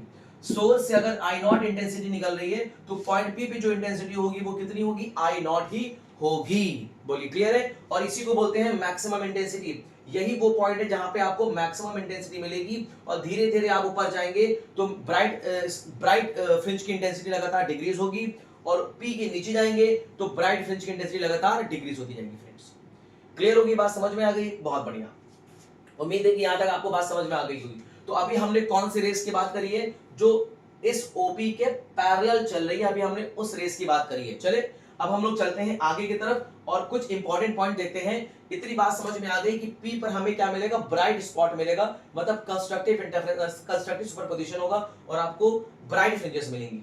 अगर मान लीजिए इस पॉइंट P से नीचे x डिस्टेंस, इस पॉइंट P डैश की बात करें तो P डैश पर अगर कोई दो वेवलेट्स मिल रही है, जैसे A से R तक की तरफ अगर ये वेवलेट चल रही है और बी से टी की तरफ जो वेवलेट चल रही है आपस में कन्वर्ज होकर मिल रही है पी डैश पर, और ये भी कन्वर्ज होकर कहां पे आ रही है, पी पे आ रही है। तो ये जो वेवलेट चल रही है ए से आर, आर से पी डैश, बी से टी, टी से पी डैश, जब इस पॉइंट पी डैश में मिलेगी तो यहां पर कंस्ट्रक्टिव सुपरपोजिशन होगा या डिस्ट्रक्टिव सुपरपोजिशन होगा, ब्राइट स्पॉट मिलेगा या डार्क स्पॉट मिलेगा, ये डिपेंड करेगा इन दोनों रेस की, मतलब इन दोनों रेस के पाथ डिफरेंस पे। ये जो आपको ग्रीन कलर की रेस दिख रही है इनके पाथ डिफरेंस पे डिपेंड करेगा। बात समझ में आ रही है फ्रेंड्स? तो अब हम लोग आगे देखने वाले हैं इनके बीच का पाथ डिफरेंस क्या होगा जिससे कि कंस्ट्रक्टिव सुपरपोजिशन हो और डिस्ट्रक्टिव सुपरपोजिशन हो। बने रहिए, चलते हैं आगे की तरफ। चलिए फ्रेंड्स, अब देखिए बहुत ध्यान से एक चीज को आप समझिए। अब हम पे डिपेंड ही करता है कि इस पी डैश पर जो वेवलेट्स आपस में सुपरपोज कर रही हैं तो वो कंस्ट्रक्टिवली सुपरपोज कर रही हैं या डिस्ट्रक्टिवली सुपरपोज कर रही हैं, कैसे पता चलेगा? इसके लिए हमें ये जो ग्रीन रेज आ रही है, एक ग्रीन कलर की रे आ रही है, एक ग्रीन कलर की ये रे आ रही है, इनके बीच के पाथ डिफरेंस पे डिपेंड करेगा। अगर हम बी से एक लाइन एल खींच दें, बी एल, जो ए आर के परपेंडिकुलर है, आप क्या करेंगे? अब आप देखिए यहाँ पे क्या करने वाले हैं। अब आप करेंगे draw the line M L perpendicular to A R. A R के परपेंडिकुलर एक हम लाइन ड्रॉ कर रहे हैं। ये जो आपको दिखाई दे रहा है ए एल क्या है? Path difference. यहाँ पे ए एल को क्या बोलेंगे? पाथ डिफरेंस बोलेंगे फ्रेंड्स। क्या बोलेंगे? पाथ डिफरेंस बोलेंगे। बोलिए, ठीक है। अब इसी पाथ डिफरेंस पे डिपेंड करता है कि इस पॉइंट पी डैश पर कंस्ट्रक्टिव सुपरपोजिशन होगा या डिस्ट्रक्टिव सुपरपोजिशन होगा। चलिए इस हम पाथ डिफरेंस ए एल को निकालें। अगर आप ट्रायंगल देखिए ए बी एल, अगर मैं आपसे पूछूं ट्रायंगल ए बी एल को अगर आप बहुत ध्यान से देखें तो साइन थीटा, देखिए ये साइन थीटा है ना, साइन थीटा के सामने क्या होगा? परपेंडिकुलर, और 90 के सामने क्या होगा? हाइपोटेन्यूज। तो आपको मिलेगा A L divided by A B. बोलिए क्लियर है क्या? और ए एल बराबर आपको मिलेगा ए बी साइन थीटा, और ए बी आपके क्या है? अपर्चर की विड्थ है, और अपर्चर की विड्थ कितनी है? ए साइन थीटा। तो यहां से आपको पाथ डिफरेंस मिल गया ए साइन ऑफ थीटा। ये सिंगल स्लिट डिफ्रैक्शन के केस में पाथ डिफरेंस आ गया दो लाइट रेस के बीच में, मतलब दो वेवलेट्स के बीच में। जो ग्रीन कलर की वेवलेट्स हैं इनके बीच में पाथ डिफरेंस कितना आ गया? ए एल साइन थीटा आ गया। अब यहां पे आपको कुछ बातें समझनी पड़ेंगी फ्रेंड्स। जैसे सबसे पहली बात समझिए, देखिए इस एक बात अगर आप समझिए कि मान लीजिए कि अगर इस पॉइंट पी डैश पर, मान लीजिए पॉइंट पी डैश पर हम मान लेते हैं दो वेवलेट्स के बीच का पाथ डिफरेंस लैम्डा है। कितना है? लैम्डा। तो पहले हम एज्यूम कर लेते हैं, let assume path difference between wavelets at P dash is lambda. कितना मान लिया? लैम्डा मान लिया। मतलब इनके बीच का जो पाथ डिफरेंस है वो लैम्डा, मतलब यहां से निकलने वाली वेवलेट्स और यहां से निकलने वाली वेवलेट्स के बीच का पाथ डिफरेंस कितना है? लैम्डा है। तो इनका अगर आधा ले लिया जाए, आधा ले लिया जाए, तो यहां से निकलने वाली वेवलेट्स और यहां से निकलने वाली वेवलेट्स के बीच का पाथ डिफरेंस कितना होगा? Lambda by 2। बहुत ध्यान से देखिए, एक चीज समझने वाली बात क्या है। मान लीजिए हम टोटल 10 पॉइंट सोर्स बना रहे हैं, 1 2 3 4 5 6 7 8 9 10 ये बना रहे हैं। तो 1 2 3 4 5 ये हमारे पास क्या है? पांचवा है। अब इसको यहाँ पे ऐसे लाइन खींच दीजिए।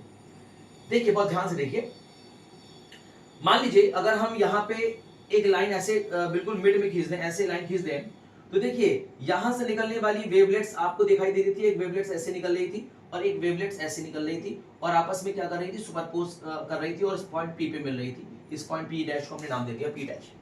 ये तो था। तो आपको पता है इन दोनों वेवलेट्स के बीच का पाथ डिफरेंस कितना है? लैम्डा हमने माना हुआ है। तो बताइए यहां से निकलने वाली वेव, इसको हम 1 नाम दे दें, इसको हम 2 नाम दे दें, 3 4 5 6 7 8 9 10। बोलिए है कि नहीं? तो बताइए फर्स्ट सोर्स से निकलने वाली वेवलेट्स और 6 सोर्स से निकलने वाली वेवलेट्स के बीच का पाथ डिफरेंस कितना होगा? इसका आधा ही तो होगा। मतलब इनका अगर लैम्डा है तो इनका कितना होगा? लैम्डा बाई 2 होगा। मतलब यहां से निकलने वाली वेवलेट्स का पाथ डिफरेंस कितना होगा? लैम्डा बाई 2 होगा। इसमें कोई कंफ्यूजन नहीं है। इसका मतलब एक बात समझ में आ गई कि पहले सोर्स से निकलने वाली, देखिएगा फर्स्ट सोर्स से निकलने वाली वेवलेट्स एंड और कौन से सोर्स से निकलने वाली वेवलेट्स? 6 सोर्स से निकलने वाली वेवलेट्स जब आपस में मिलेगी इस पॉइंट पी डैश पे, तो इनके बीच का पाथ डिफरेंस कितना होगा, लैम्डा बाई 2 का पाथ डिफरेंस होगा। कोई कंफ्यूजन नहीं होनी चाहिए, क्योंकि आपको पता है कि यहां से पहले और 10वें से निकलने वाली वेवलेट्स के बीच का पाथ डिफरेंस अगर लैम्डा है, तो पहले और 6वें से निकलने वाली वेवलेट्स के बीच का पाथ डिफरेंस कितना होगा, लैम्डा बाई 2 होगा। बहुत बढ़िया, इतनी बात समझ में आ गई। अच्छा, इसी तरह से देखिए, इसी तरह से देखिए सेकंड सोर्स से और करस्पॉन्डिंग 7 सोर्स से निकलने वाली वेवलेट्स जब इस पॉइंट पी डैश पे पहुंचेगी, इनके बीच का पाथ डिफरेंस कितना होगा, लैम्डा बाई 2 होगा। इसी तरह से अगर मैं पूछूं थर्ड सोर्स से और 8 सोर्स से निकलने वाली वेवलेट्स जब इस पॉइंट पी डैश पे पहुंचेगी, तो इनका पाथ डिफरेंस कितना होगा, लैम्डा बाई 2 होगा। इसका मतलब ये हो गया कि ए से निकलने वाली, मतलब 1 से निकलने वाली, 6 से निकलने वाली वेवलेट्स के बीच का पाथ डिफरेंस लैम्डा बाई 2, 2 से निकलने वाली और 7 से निकलने वाली वेव के बीच का path difference lambda by 2, third से निकलने वाली, 8 से निकलने वाली वेवलेट्स के बीच का पाथ डिफरेंस लैम्डा बाई 2, 4 से निकलने वाली और 9 से निकलने वाली वेवलेट्स की पाथ डिफरेंस लैम्डा बाई 2, 5 से निकलने वाली, 10 से निकलने वाली वेवलेट्स के बीच का पाथ डिफरेंस लैम्डा बाई 2 होगा जब ये पी डैश पर पहुंचेगी। और आपको पता है कि अगर दो वेवलेट्स के बीच का पाथ डिफरेंस लैम्डा बाई 2 हुआ तो वो कैसा सुपरपोजिशन करेगी, डिस्ट्रक्टिव सुपरपोजिशन करेगी। आपको ये मैं बता चुका हूं कि डिस्ट्रक्टिव सुपरपोजिशन के केस में पाथ डिफरेंस कितना होता है, 2n+1 लैम्डा बाय 2। और ये हमारा क्या होता है, डिस्ट्रक्टिव सुपरपोजिशन का केस होता है, डिस्ट्रक्टिव सुपरपोजिशन। और पाथ डिफरेंस अगर हमारा कितना हो गया, n लैम्डा हो गया, तो ये क्या होता है, कंस्ट्रक्टिव सुपरपोजिशन का केस बनता है। अब आप यहां ध्यान रखिएगा, यहां पे n की वैल्यू कहां से स्टार्ट होती है, 1 2 3 4 एंड सो ऑन से, और यहां से n की वैल्यू, क्योंकि हमने 2n+1 लिया है, तो हम यहां की n की वैल्यू कहां से स्टार्ट करेंगे, n बराबर 0 से स्टार्ट करेंगे, 1 2 3 4 स्टार्ट करेंगे। अगर आप यहां पे माइनस कर देंगे, जैसे मान लीजिए आपने यहां पे लगा दिया माइनस, तब आप यहां से 0 से स्टार्ट मत करिए, 1 से स्टार्ट करिए। तो पाथ डिफरेंस कितना हो जाएगा, 2n-1 लैम्डा बाई 2, डिस्ट्रक्टिव का केस बनता है। पाथ डिफरेंस n लैम्डा हुआ तो कंस्ट्रक्टिव का केस बनता है। इसका मतलब ये हो गया फ्रेंड्स कि अगर मान लीजिए n बराबर हमने यहाँ पे 1 कर दिया, तो 2 मल्टीप्लाई बाई 1 2, 2 माइनस 1 1, और ये हो गया लैम्डा बाई 2। और आपको पता है अगर दो वेव के बीच का पाथ डिफरेंस लैम्डा बाई 2 हो गया तो कैसे सुपरपोजिशन होगा, डिस्ट्रक्टिव सुपरपोजिशन होगा। इसका मतलब हमने क्या माना है, the path difference between the wavelets at p dash is lambda, और p डैश अगर p डैश पर दो वेव के बीच का पाथ डिफरेंस अगर लैम्डा है, तो पॉइंट p पर आपको कैसे सुपरपोजिशन देखने को मिल रहा है, डिस्ट्रक्टिव सुपरपोजिशन देखने को मिल रहा है। ये बहुत इंपॉर्टेंट वाली बात है, डिफ्रैक्शन के केस में यही सबसे ज्यादा इंपॉर्टेंट है। उम्मीद है कि आपको चीजें और बातें दोनों बेहतर तरीके से समझ में आ गई होंगी, ये समझाने के लिए मैंने आपको बताया था। इसका मतलब ये हो गया कि अगर हमें देख पता है let path difference between the wavelets at point p dash is lambda, 2 lambda, 3 lambda, 4 lambda, 5 lambda and so on. अगर इस तरह पाथ डिफरेंस हुआ तब आपको इस पॉइंट p डैश पे क्या मिलेगा, डिस्ट्रक्टिव सुपरपोजिशन मिलेगा। अभी मैंने बताया डिस्ट्रक्टिव सुपरपोजिशन मिलेगा, क्योंकि पाथ डिफरेंस कितना हो रहा था, लैम्डा बाई 2 हो रहा था ना, तो आपको क्या मिलेगा, डिस्ट्रक्टिव सुपरपोजिशन मिलेगा। इसका मतलब फ्रेंड्स अगर पॉइंट p डैश पर दो वेव के बीच का पाथ डिफरेंस इतना है, इसका मतलब पाथ डिफरेंस कितना है, डेल्टा x बराबर n लैम्डा। कितना है, n लैम्डा। तो यहां पे आपको क्या मिलेगा, डार्क स्पॉट मिलेगा। क्या मिलेगा, डार्क स्पॉट मिलेगा। डार्क स्पॉट मतलब क्या होता है, डिस्ट्रक्टिव सुपरपोजिशन का केस मिलेगा, डिस्ट्रक्टिव सुपरपोजिशन का केस आपको मिलेगा। बोलिए, कोई कंफ्यूजन नहीं, एकदम बढ़िया तरीके से बात तो समझ में आ गई होगी। अब इससे इतना समझिए, तो आप एक चीज नोटिस कर पा रहे हैं कि इंटरफेरेंस के केस में अगर पाथ डिफरेंस n लैम्डा होता था तो क्या मिलता था, कंस्ट्रक्टिव सुपरपोजिशन मिलता था। लेकिन डिफ्रैक्शन के केस में मामला उल्टा हो गया। डिफ्रैक्शन के केस में अगर दो वेवलेट्स के बीच का पाथ डिफरेंस n लैम्डा हो गया तो आपको डिस्ट्रक्टिव सुपरपोजिशन मिलेगा। बोलिए, क्लियर है। तो n बराबर, जैसे हम बोलते हैं n बराबर 1, तो आपको मिलेगा फर्स्ट डार्क फ्रिंज, n बराबर 2 कर देंगे तो आ जाएगा सेकंड डार्क फ्रिंज। और ये सब कहां से होगा, सेंट्रल पार्ट P से होगा, ठीक है ना। सब कहां से लेंगे, फ्रॉम सेंट्रल ब्राइट फ्रिंज से लेंगे, सेंट्रल ब्राइट फ्रिंज से सारी हमें क्या मिलेंगी, ब्राइट स्पॉट मिलेगी n बराबर 1 पे, n बराबर 2 पे। इसका मतलब हो गया कि अगर दो वेवलेट्स के बीच का पाथ डिफरेंस लैम्डा हुआ, 2 lambda, 3 lambda, 4 lambda, 5 lambda, 6 lambda and so on, तो आपको यहाँ पे क्या मिलने वाला है, हमेशा हमेशा आपको डिस्ट्रक्टिव सुपरपोजिशन का केस मिलेगा। इसको आप फटाफट से आप नोट कर लीजिए। तो डिफ्रैक्शन के केस में डिस्ट्रक्टिव सुपरपोजिशन के लिए पार्ट डिफरेंस कितना होता है, n लैम्डा बनता है। ठीक है, कोई दिक्कत नहीं है यहाँ पे, बात समझ में आ गई, बहुत ही बढ़िया तरीके समझ में आ गई। चलिए अब ये तो हमारा हो गया कि पार्ट डिफरेंस अगर लैम्डा हुआ तो डिस्ट्रक्टिव हमारा सुपरपोजिशन हो जाएगा, और डिस्ट्रक्टिव सुपरपोजिशन हुआ तो वहां पे हमें क्या मिलेगा, ब्राइट स्पॉट मिलेगा।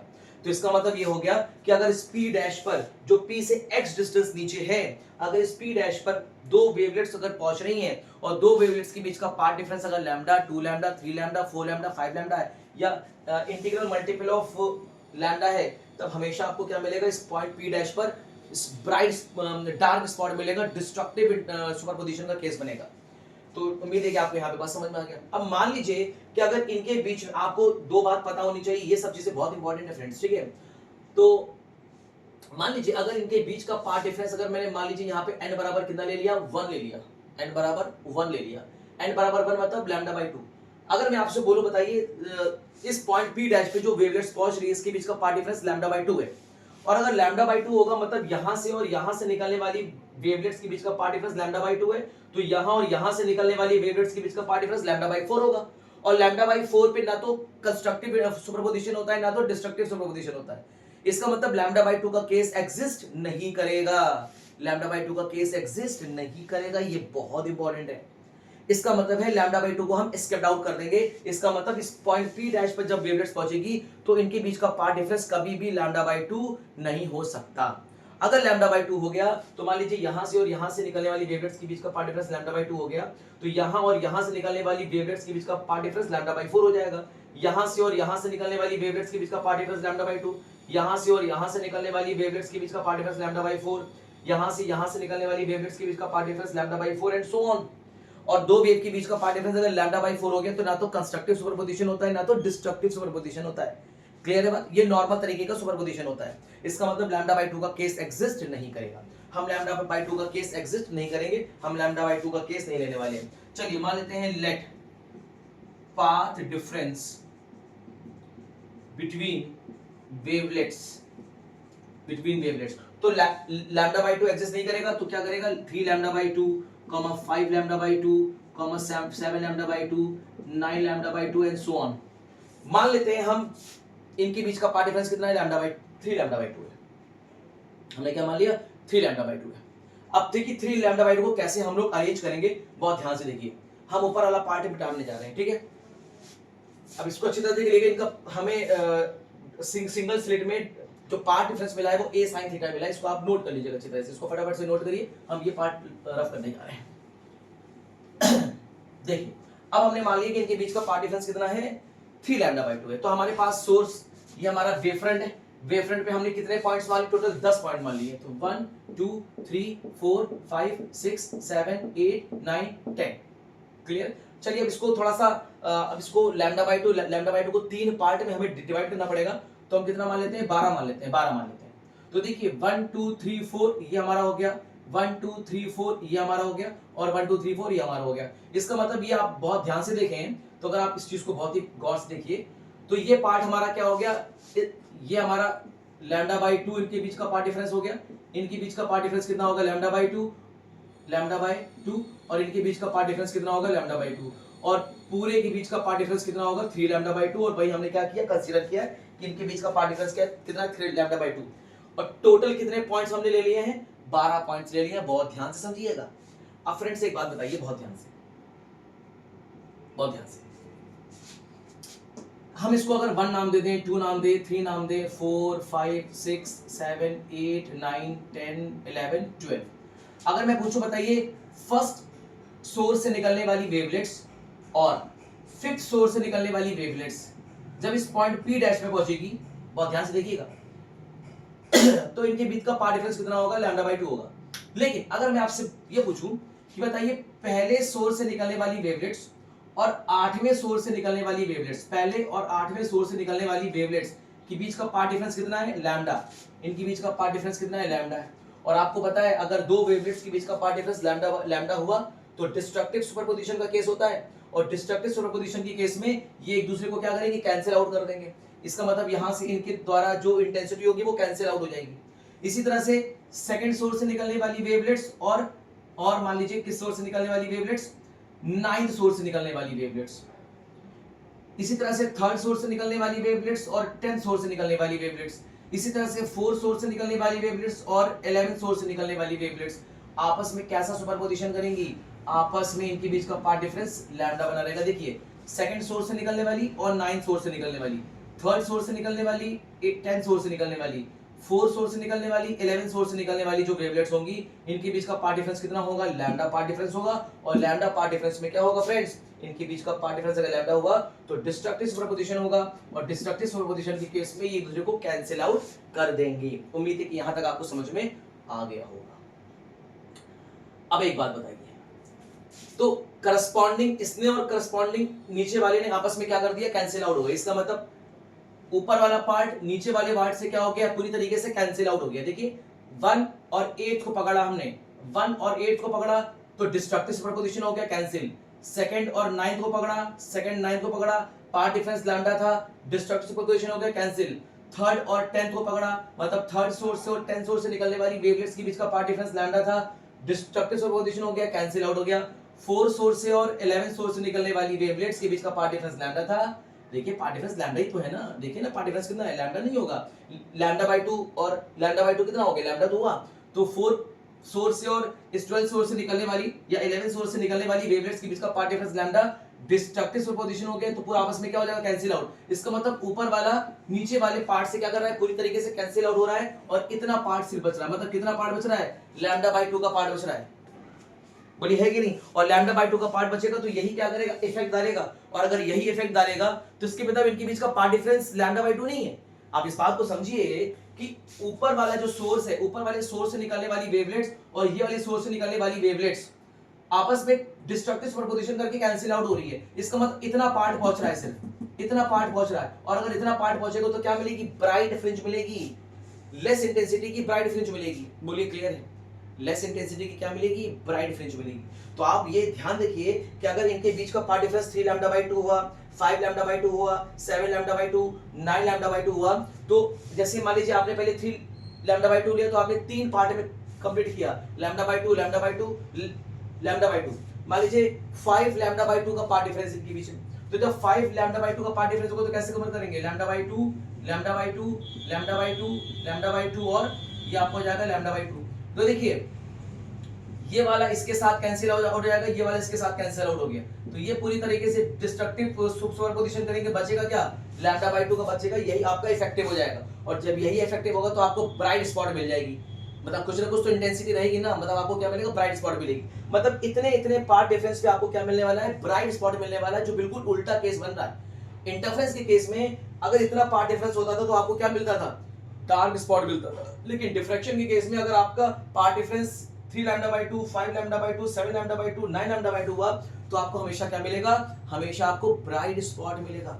इसका मतलब अगर पार्ट डिफरेंस अगर आपका 2n+1 लैम्डा बाय 2 हुआ, यहाँ पे n की वैल्यू 1, 2, 3, 4, 5 डॉट डॉट डॉट, अगर ये पार्ट डिफरेंस हुआ तो हमेशा आपको क्या मिलेगा, हमेशा आपको कंस्ट्रक्टिव सुपरपोजिशन मिलेगा, कंस्ट्रक्टिव सुपरपोजिशन मिलेगा। अब आपको समझ में आ गया कि जब हम लोग डिफरेंस पढ़ रहे थे, इंटरफेरेंस और डिफ्रैक्शन में जब हम लोग अंतर पढ़ रहे थे, तब मैंने आपको बताया था कि डिफ्रैक्शन के केस में पाथ डिफरेंस अगर n लैम्डा हुआ तो डार्क स्पॉट मिलेगा, डिस्ट्रक्टिव सुपरपोजिशन होगा। और अगर path difference 2n+1 lambda by 2 हुआ, दो वेवलेट्स के बीच का पाथ डिफरेंस अगर 2n+1 लैम्डा बाय 2 हुआ तो वहां पे आपको कंस्ट्रक्टिव सुपरपोजिशन मिलेगा। ये चीजें मैंने आपको बताई थी डिफ्रैक्शन के केस में, और यही दो चीजें इंटरफेरेंस के केस में क्या होती है, ऑपोजिट हो जाती है, पलट जाती है। तो n के वैल्यूज ध्यान रखिए, यहाँ पे n की वैल्यू हमेशा क्या होगी, n की वैल्यू हमेशा 1, 2, 3, 4 एंड सो ऑन ऐसे रखेंगे। क्लियर है फ्रेंड्स, कोई दिक्कत कोई परेशानी, समझ में आ गई बिल्कुल बेहतरीन तरीके से। तो इसका मतलब देखिए P पर मैं फिर से बोल रहा हूं, P पर तो आपको ब्राइट स्पॉट मिलेगा, इसमें कोई दिक्कत नहीं, जिसकी इंटेंसिटी कितनी होगी, I0 होगी। लेकिन उसके बाद जो भी ब्राइट स्पॉट बनेगा, जो भी ब्राइट फ्रिंज बनेगी, उसको बोलेंगे nth सेकेंडरी ब्राइट। इसका मतलब ये कंडीशन किसकी है, nth सेकेंडरी ब्राइट की कंडीशन है, nth सेकेंडरी ब्राइट की कंडीशन है ये। इसी तरह से ये किसकी कंडीशन है, nth सेकेंडरी डार्क कंडीशन, ये किसकी कंडीशन है, nth सेकेंडरी डार्क की कंडीशन होगी, क्योंकि प्राइमरी की केस में तो सेंटर पे तो प्राइमरी बन ही रहा है ना। अब सेंटर पे ब्राइट स्पॉट बनने के बाद इसके बाद दूसरा कहीं भी अगर ब्राइट स्पॉट बनेगा हम इसको क्या बोलेंगे, nth सेकेंडरी ब्राइट, और डार्क बनेगा तो nth सेकेंडरी डार्क बोलेंगे। तो उम्मीद है कि यहां तक आपको समझ में आ गया होगा। तो अब हम लोग अब इसको क्या करेंगे, पार्ट डिफरेंस के बराबर करेंगे। आपको पता है डिफ्रैक्शन की केस में पार्ट डिफरेंस कितना मिला था हम लोगों को, a sin थीटा के इक्वल मिला था। हम इसको इसके इक्वल करेंगे, इसको इसके इक्वल करेंगे और दिखाएंगे कि x की वैल्यू कितनी होगी। तब तक के लिए आप अपनी तैयारी करते रहिए। अब इसके बाद चलेंगे हम लोग निकालेंगे x पोजीशन पर। अब इस x की वैल्यू को निकालेंगे कि x की कौन सी पोजीशन पर आपको nth ब्राइट फ्रिंज मिलेगी या nth डार्क फ्रिंज मिलेगी। बने रहिए। चलिए फ्रेंड्स, तो पहले हम लोग देखेंगे position of nth bright fringe. तो पहले क्या देखेंगे, position of nth bright fringe. nth bright fringe की पोजीशन देखेंगे, बहुत आसान है, कोई दिक्कत नहीं है। तो पार्ट डिफरेंस आपको पता है कि डिफ्रैक्शन की केस मतलब सिंगल स्लिट में जो पार्ट डिफरेंस मिला था उसकी वैल्यू कितनी थी, n lambda, sorry a sin theta. अब देखिए यहाँ पे थीटा क्या है, वेरी स्मॉल, बहुत ही छोटा है, वेरी स्मॉल। और अगर ये बहुत ही स्मॉल होगा तो हम क्या कर सकते हैं, थीटा बराबर ले लेंगे, थीटा बराबर साइन थीटा होगा, और साइन थीटा को हम अप्रॉक्सीमेट क्या ले लेंगे, tan थीटा ले लेते हैं। अगर थीटा बहुत छोटा होगा तो डेल्टा x बराबर क्या हो जाएगा, a tan ऑफ थीटा। तो देखिए a tan थीटा, देखिए यहां से निकालिए, tan थीटा बराबर देखिए x डिवाइडेड बाय ये डिस्टेंस होगी, और आपको पता है डिस्टेंस कितनी है, d बराबर f focal length of second lens का फोकल लेंथ होगी।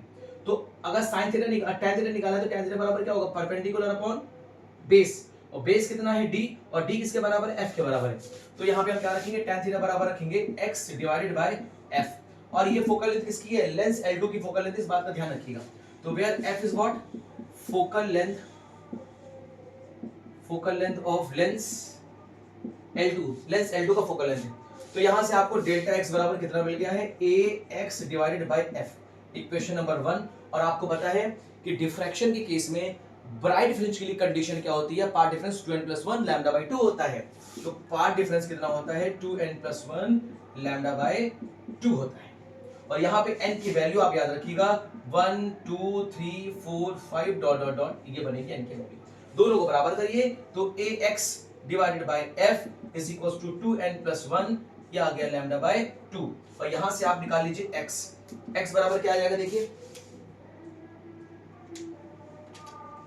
तो देखिए x बराबर क्या आ जाएगा, यहाँ पे x बराबर आपका आ जाएगा 2n+1 lambda by 2 multiply by और f upon a, f divided by a। ये आपको निकल गया position of nth secondary maxima. nth secondary maxima की पोजीशन आ गई, x बराबर 2n+1 lambda by 2 f upon a। This is the position of nth secondary maxima. nth secondary maxima की position आपके सामने आ गई, 2n+1 lambda by 2 f by 2। Lambda क्या है, वेवलेंथ ऑफ मोनोक्रोमेटिक लाइट की वेवलेंथ है, n की वैल्यू 1 2 3 4 5 है, और f क्या है, focal length of lens L2 है, a है आपकी अपर्चर की थिकनेस है। क्लियर है, इसको फटाफट से नोट करिए, ये बहुत इंपॉर्टेंट केस है। ठीक है, तो जैसे मान लीजिए आपसे पूछा जाए, बताइए x1 को बोलेंगे फर्स्ट सेकेंडरी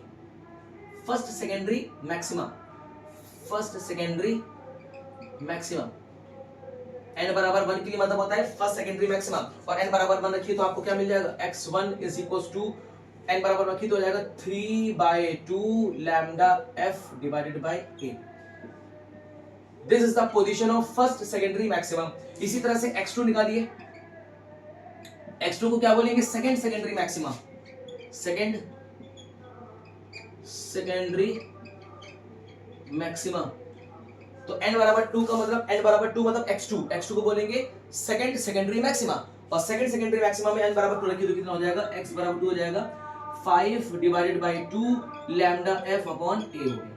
ये इसी तरह से हम क्या निकाल सकते हैं, position of first secondary maxima, second secondary maxima. Centre पे P पे हमेशा आपको क्या मिलेगा, ब्राइट स्पॉट मिलेगा, उसके अलावा जो भी ब्राइट स्पॉट मिलेगा उसको हम nth सेकेंडरी मैक्सिमा बोलेंगे। और इसकी पोजीशन आपने देख लिया, पहली position first secondary maxima, second secondary maxima, इसी तरह से थर्ड सेकेंडरी मैक्सिमा आपको मिलेगा, और वो कितना होगा, 7/2 होगा। तो इसी तरह से आप निकालिए थर्ड सेकेंडरी मैक्सिमा कितना हो जाएगा, 7/2 lambda F divided by A. Clear friends, बात समझ में आ गई तो उसको फटाफट से नोट करिए। ये बहुत इंपॉर्टेंट केस है और मोस्ट इंपॉर्टेंट केस, इसको आप स्टार जरूर से बना लीजिएगा, ठीक है। अब हम लोग बात करेंगे position of nth dark fringe की पोजीशन या position of nth secondary minima. Position of nth secondary minima, ये किसका केस था? Position of nth secondary maxima का केस था, तो उसको बोलते हैं nth सेकेंडरी मैक्सिमा का केस था ये। अब हम लोग नेक्स्ट देखेंगे position of nth secondary minima. बने रहिए।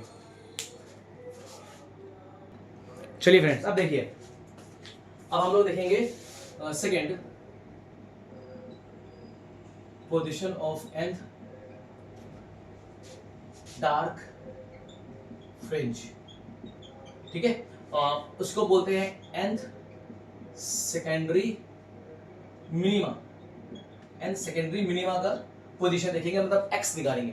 हम देखना चाहते हैं कि p डैश पर अगर हमारी डार्क फ्रिंज बनेगी तो उसकी पोजीशन क्या होनी चाहिए। चलिए, तो आप मुझे बताइए फटाफट से, आप डिफ्रैक्शन के केस में, सिंगल स्लिट के डिफ्रैक्शन के केस में पार्ट डिफरेंस क्या मिला था? a sin थीटा, और हमने इसको किसके बराबर कर दिया था? a tan थीटा के बराबर कर दिया था, और tan थीटा बराबर क्या आया था? a xn डिवाइडेड बाय कितना आ गया था? f आ गया था। इक्वेशन नंबर मान के छोड़ दीजिएगा। xn को बोलेंगे position of n secondary dark या n सेकेंडरी मिनिमा, ठीक है। और आपको पता है कि जब वेवलेट्स आपस में ओवरलैप करेंगे और आपस में अगर ओवरलैप करने के बाद अगर मिनिमम इंटेंसिटी हुई या अगर डार्क फ्रिंज बन रही है तो उसके लिए पार्ट डिफरेंस का केस क्या बनता है? पार्ट डिफरेंस बनता है n लैम्डा। हम इसको कर सकते हैं 2n लैम्डा बाय 2 भी कर सकते हैं। इसको आप मान लीजिए इक्वेशन नंबर 2, दोनों को आप बराबर कर सकते हैं, करिए बराबर, तो मिल जाएगा 2n ब्रैकेट में lambda by 2 is equals to axn divided by f। यहां से आपको देखिए 2 से 2 कैंसिल कर दीजिए, कोई जरूरत नहीं पड़ेगी। xn बराबर आपको मिलेगा n f lambda divided by a। Note करिए इसको, xn बराबर n f lambda divided by a। तो यहां तक आपको बिल्कुल समझ में आ गया। ये आपके सामने निकल के आ गई है position of nth secondary minima. ये क्या है मेरे दोस्त? ये है position of nth secondary minima. nth secondary minima की पोजीशन है वहां से सेंट्रल फ्रॉम p से आ रहे। बोलो क्लियर है? बहुत बढ़िया। तो आपसे मैं पूछूं, बताइए x बराबर 1, x बराबर 1 का मतलब होता है first secondary minima, first secondary minima. और फर्स्ट सेकेंडरी मिनिमा की पोजीशन क्या हो जाएगी? xn बराबर हो जाएगा f lambda divided by a, क्योंकि यहाँ पे n की वैल्यू क्या होगी? n बराबर 1 2 3 4 5 एंड सो ऑन। और n बराबर 1 लगे तो आपको मिलेगा position of first secondary minima मिलेगा, और फर्स्ट सेकेंडरी मिनिमा सेंट्रल से ऊपर भी मिलेगा, सेंटर से नीचे भी मिलेगा, ठीक है। इसी तरह से आप निकालिए सिमिलरली x2 आप क्या निकालेंगे? तो यहाँ पे n बराबर 2 रख लेंगे, तो 2f lambda divided by a हो जाएगा। इसी तरह से थर्ड सेकेंडरी मिनिमा, तो थर्ड सेकेंडरी मिनिमा के लिए क्या हो जाएगा? f3f लैम्डा अपॉन a हो जाएगा। इन सिमिलरली इसी तरह से हम पोजीशन निकाल सकते हैं first secondary minima, second secondary minima और थर्ड सेकेंडरी मिनिमा का। तो उम्मीद है कि यहां तक आपको position of nth dark fringe या position of nth secondary minima समझ में आ गया कि position of nth secondary minima क्या होगा, position of nth secondary maxima का केस क्या बनेगा। तो ये मिनिमा है, इस बात का ध्यान रखिएगा, मैक्सिमा नहीं है, मिनिमा है, ठीक है। तो उम्मीद है कि क्लियर हो गई होगी बात कि p डैश पर सेकेंडरी अगर मिनिमा बना, n सेकेंडरी मिनिमा बना या n सेकेंडरी मैक्सिमा बना, तो उसकी पोजीशन, सेंटर्स की पोजीशन क्या होगी। हमने दोनों केस में x की वैल्यू आपको निकाल के दिखा दी है, फटाफट से उसको आप नोट करिए। अब हम आपको बताने वाले हैं इंटेंसिटी कर्व देखेंगे कि सिंगल स्लिट डिफ्रैक्शन के पैटर्न में इंटेंसिटी कर्व क्या होता है और उसका फॉर्मूला क्या होता है। बने रहिए। चलिए फ्रेंड्स, देखिए अब जैसे कि इसके बाद हम लोग देखेंगे इंटेंसिटी कर्व देखना है। जैसे आपको पता है कि फेज डिफरेंस अगर 2 पाई होता है तो फेज डिफरेंस 2 पाई के करस्पॉन्डिंग पार्ट डिफरेंस कितना होता है? लैम्डा।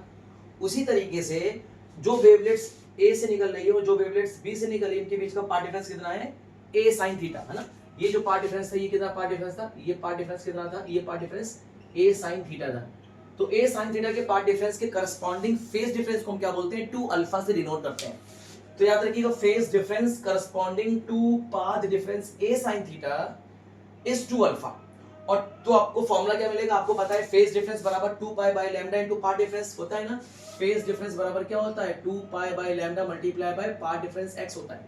तो देखिए फेज डिफरेंस को हमने क्या नाम दिया, 2 अल्फा बराबर 2 pi by lambda into a sin theta, ये पाथ डिफरेंस। तो अल्फा बराबर आ जाएगा pi by lambda a sin theta. This is the most important result, इसको आप ध्यान से याद रखिएगा। यहाँ पे हम अल्फा की अलग अलग वैल्यूज ऑब्टेन करेंगे थीटा की अलग अलग वैल्यूज पे। मतलब थीटा को बोलते हैं डिफ्रैक्शन एंगल, थीटा को क्या बोलते हैं, डिफ्रैक्शन एंगल बोलते हैं। और थीटा की अलग अलग वैल्यूज पे हम अल्फा की अलग अलग वैल्यूज को ऑब्टेन करेंगे। तो जब दो वेवलेट्स आपस में सुपरपोज कर रही हैं, सुपरपोज करने पे जब स्क्रीन पे रिजल्टेंट इंटेंसिटी या रिजल्टेंट एम्पलीट्यूड जो मिल रहा है, उसका फॉर्मूला क्या होता है, the resultant amplitude of vibration at a point on the screen is given by a बराबर a not sin alpha upon alpha. ये है रिजल्टेंट एम्पलीट्यूड का फॉर्मूला। जब दो वेवलेट्स आपस में सुपरपोजिशन करती हैं स्क्रीन के ऊपर, तब रिजल्टेंट एम्पलीट्यूड का फॉर्मूला आता है a not sin alpha upon alpha. यहाँ पे a नॉट को बोलेंगे एम्पलीट्यूड ऑफ सोर्स वेव, मतलब सोर्स से निकलने वाली जो वेव है उसका एम्पलीट्यूड है। करस्पॉन्डिंग इंटेंसिटी क्या हो जाएगा, रिजल्टेंट इंटेंसिटी I बराबर I not sin alpha upon alpha का होल स्क्वायर। यहाँ पे I नॉट को क्या बोलेंगे, I नॉट को बोलेंगे intensity of light which is coming from the monochromatic light source. Monochromatic light source से जो वेव निकल रही है वो उसकी इंटेंसिटी है I नॉट। और I क्या है, I है resultant intensity at point on the screen पे किसी पॉइंट पर। अब ये जो रिजल्टेंट इंटेंसिटी डिपेंड करेगी अल्फा पे, किस पे डिपेंड करेगी, अल्फा पे डिपेंड करेगी। और अल्फा किस पे डिपेंड कर रहा है, थीटा पे डिपेंड कर रहा है। तो थीटा की अलग अलग वैल्यूज पे हम अल्फा की अलग अलग वैल्यूज निकालेंगे और अल्फा की अलग अलग वैल्यूज पे हम अलग अलग पॉइंट पर इंटेंसिटी ऑब्टेन करेंगे। बने रहिए। अब इसके बाद हम लोग देखने वाले हैं intensity at a different point on the screen. जैसे कि फ्रेंड्स आप जानते हैं कि पी पॉइंट पर तो आपको मैक्सिमम इंटेंसिटी मिलती है I नॉट, और मैं ऐसे नहीं बोल रहा हूं, मैं आपको प्रूफ करके दिखाऊंगा। इस पॉइंट पे भी जो इंटेंसिटी होगी वो मोनोक्रोमेटिक लाइट सोर्स की इंटेंसिटी के बराबर होगी, और इसी को बोलेंगे मैक्सिमम इंटेंसिटी। और पी पॉइंट के ऊपर और पी पॉइंट के नीचे ब्राइट फ्रिंज की जो इंटेंसिटी होगी वो लगातार घटती जाएगी और डार्क फ्रिंज की इंटेंसिटी लगातार बढ़ती जाएगी। मैं आपको करके दिखाऊंगा, परेशान बिल्कुल मत होइएगा, बने रहिए। चलिए फ्रेंड्स, अब देखिए अब हम एक काम करेंगे कि देखेंगे सेंटर पॉइंट पी पे इंटेंसिटी कितनी मिलेगी जब दो वेवलेट्स आपस में सुपरपोज करेगी, तो रिजल्टेंट वेव की इंटेंसिटी क्या होगी। तो देखिए अगर हम सेंटर पॉइंट पे भी बात करेंगे तो यहाँ पे थीटा बराबर कितना हो जाएगा, 0 डिग्री हो जाएगा। तो थीटा बराबर कितना हो जाएगा, 0। और देखिए आपको पता है थीटा और अल्फा आपस में वेरी करता है, वेरी क्या मतलब डिपेंड करता है। अल्फा बराबर क्या होता है, a पाई अपॉन लैम्डा, क्या फॉर्मूला होता है pi upon lambda a sin theta होता है कि, और थीटा बराबर 0 कर देंगे तो अल्फा क्या हो जाएगा, 0 हो जाएगा। इसका मतलब थीटा बराबर 0 होने पे अल्फा बराबर 0 होगा। और आपको पता होना चाहिए अगर अल्फा बराबर 0 टेंड्स कर रहा है तो sin alpha upon alpha limit, ये बहुत इंपॉर्टेंट फॉर्मूला है, limit alpha tends to 0 and sin alpha upon alpha की वैल्यू कितनी होती है, 1 होती है। और जब limit alpha tends to 0 sin alpha upon alpha की वैल्यू 1 होगी तो इंटेंसिटी एट पॉइंट पी पर जो फॉर्मूला होगा IP बराबर I not sin alpha upon alpha का होल स्क्वायर। ये रिजल्टेंट इंटेंसिटी का फॉर्मूला है। हम कहां पे निकाल रहे हैं, पॉइंट पी पे निकाल रहे हैं। तो IP बराबर I not sin alpha upon alpha का होल स्क्वायर। अब देखिए sin अल्फा अपॉन अल्फा कितना है, 1 का स्क्वायर 1। तो IP बराबर क्या हो जाएगा, I नॉट। मैंने आपसे क्या बोला था, इस पॉइंट पे इंटेंसिटी क्या होगी, I नॉट होगी, जो कि मोनोक्रोमेटिक लाइट सोर्स की इंटेंसिटी के बराबर होगी। इसी को बोलेंगे मैक्सिमम इंटेंसिटी। तो डिफ्रैक्शन के पैटर्न में जो एट पॉइंट पी पे जो इंटेंसिटी मिलती है वो वही मैक्सिमम इंटेंसिटी होती है, वही पीक इंटेंसिटी होती है। पी के ऊपर जो ब्राइट फ्रिंज की इंटेंसिटी होती है वो लगातार डिक्रीज होती जाती है, पी के नीचे ब्राइट फ्रिंज की इंटेंसिटी लगातार डिक्रीज होती जाएगी। तो ये किसकी इंटेंसिटी है, ब्राइट फ्रिंज की intensity which is maximum. Maximum bright fringe की इंटेंसिटी सेंटर पे कितनी है, I नॉट के बराबर है। अब हम बात करेंगे सेकेंडरी मैक्सिमा की बात करेंगे। अब सेकेंडरी मैक्सिमा के केस में आपको कंडीशन पता है, मैंने फॉर्मूला लिखा है sin थीटा के बराबर होता है 2n + 1 लैम्डा अपॉन 2a। अब यहाँ पे हमें sin थीटा की वैल्यू पता है, आपको पता है अल्फा बराबर होता है pi by lambda a sin theta. तो sin थीटा की वैल्यू यहाँ पे पुट कर दीजिए, जैसे पुट करेंगे तो आपको मिलेगा, देखिए पाई बाय लैम्डा a और sin थीटा के बराबर कितना रखा है 2n + 1 lambda upon 2a। Lambda से लैम्डा कट जाएगा, a से a कट जाएगा, तो आपको मिलेगा अल्फा बराबर 2n + 1 पाई बाय 2। इस फॉर्मूले को याद कर लीजिए, बहुत इंपॉर्टेंट फॉर्मूला है। अल्फा की यहाँ से वैल्यूज निकल सकती है। हम n बराबर 1 2 3 4 5 n की अलग अलग वैल्यूज के लिए हम अल्फा की अलग अलग वैल्यूज निकालेंगे और अल्फा की अलग अलग वैल्यूज रखकर हम यहाँ पे इंटेंसिटी निकाल सकते हैं, फर्स्ट सेकेंडरी मैक्सिमा की, सेकंड सेकेंडरी मैक्सिमा की, थर्ड सेकेंडरी मैक्सिमा की एंड सो ऑन। तो चलिए अल्फा बराबर n बराबर 1, n बराबर 1 का मतलब हो गया, अब आप सोचिए n बराबर 1 का मतलब अल्फा की वैल्यू हो जाएगी 1। तो देखिए अल्फा की करस्पॉन्डिंग वैल्यू क्या हो जाएगी, n बराबर 1 2 3 रखिए, तो अल्फा की करस्पॉन्डिंग वैल्यू हो जाएगी 3 pi by 2 5 pi by 2 7 pi by 2 etc। अब अगर हम लोग अल्फा की अगर 3 पाई बाय 2 ले लेंगे वैल्यू, मतलब n बराबर 1, भाई n बराबर 1 पे अल्फा की वैल्यू 3 पाई बाय 2 है ना, तो इससे हम क्या बोलेंगे, अल्फा की वैल्यू 3π/2 किस पे आ रही है, फर्स्ट सेकेंडरी मैक्सिमा पे आ रही है। तो फर्स्ट सेकेंडरी मैक्सिमा का क्या बनेगा, I1 बराबर I0 sine alpha upon alpha. यहाँ पे अल्फा की वैल्यू क्या रखेंगे, 3π/2 रखेंगे। अब आप अल्फा की वैल्यू 3π/2 यहाँ रखिए, अल्फा की वैल्यू 3π/2 यहाँ रखिए। जब आप इसको सिंप्लीफाई करेंगे तो सिंप्लीफाई करके आपको क्या मिल जाएगा, I0 अपॉन 22। मतलब डिफ्रैक्शन के पैटर्न में जो फर्स्ट सेकेंडरी मैक्सिमा की इंटेंसिटी है वो मोनोक्रोमेटिक लाइट की इंटेंसिटी का 1/22 टाइम्स हो जाता है, 1/22 टाइम्स होगा, मतलब इंटेंसिटी बहुत कम हो जाएगी। इसी तरीके से आप सेकंड सेकेंडरी मैक्सिमा की इंटेंसिटी निकाल सकते हैं, I0 sin alpha upon alpha. Alpha की वैल्यू आप क्या रखिएगा, 5π/2 रखिएगा। 5π/2 भी आपको मिलेगा सेकंड सेकेंडरी मैक्सिमा, 7π/2 पे मिलेगा third secondary maxima and so on. तो यहां पे आप क्या करेंगे, अल्फा बराबर रखेंगे 5π/2, अल्फा बराबर 5π/2, अल्फा बराबर 5π/2 रखिएगा। सॉल्व करिएगा, I2 आ जाएगा I0 अपॉन 61। इसका मतलब जो सेकंड सेकेंडरी मैक्सिमा की जो इंटेंसिटी है वो प्रीवियस वाली इंटेंसिटी से और कम हो गई।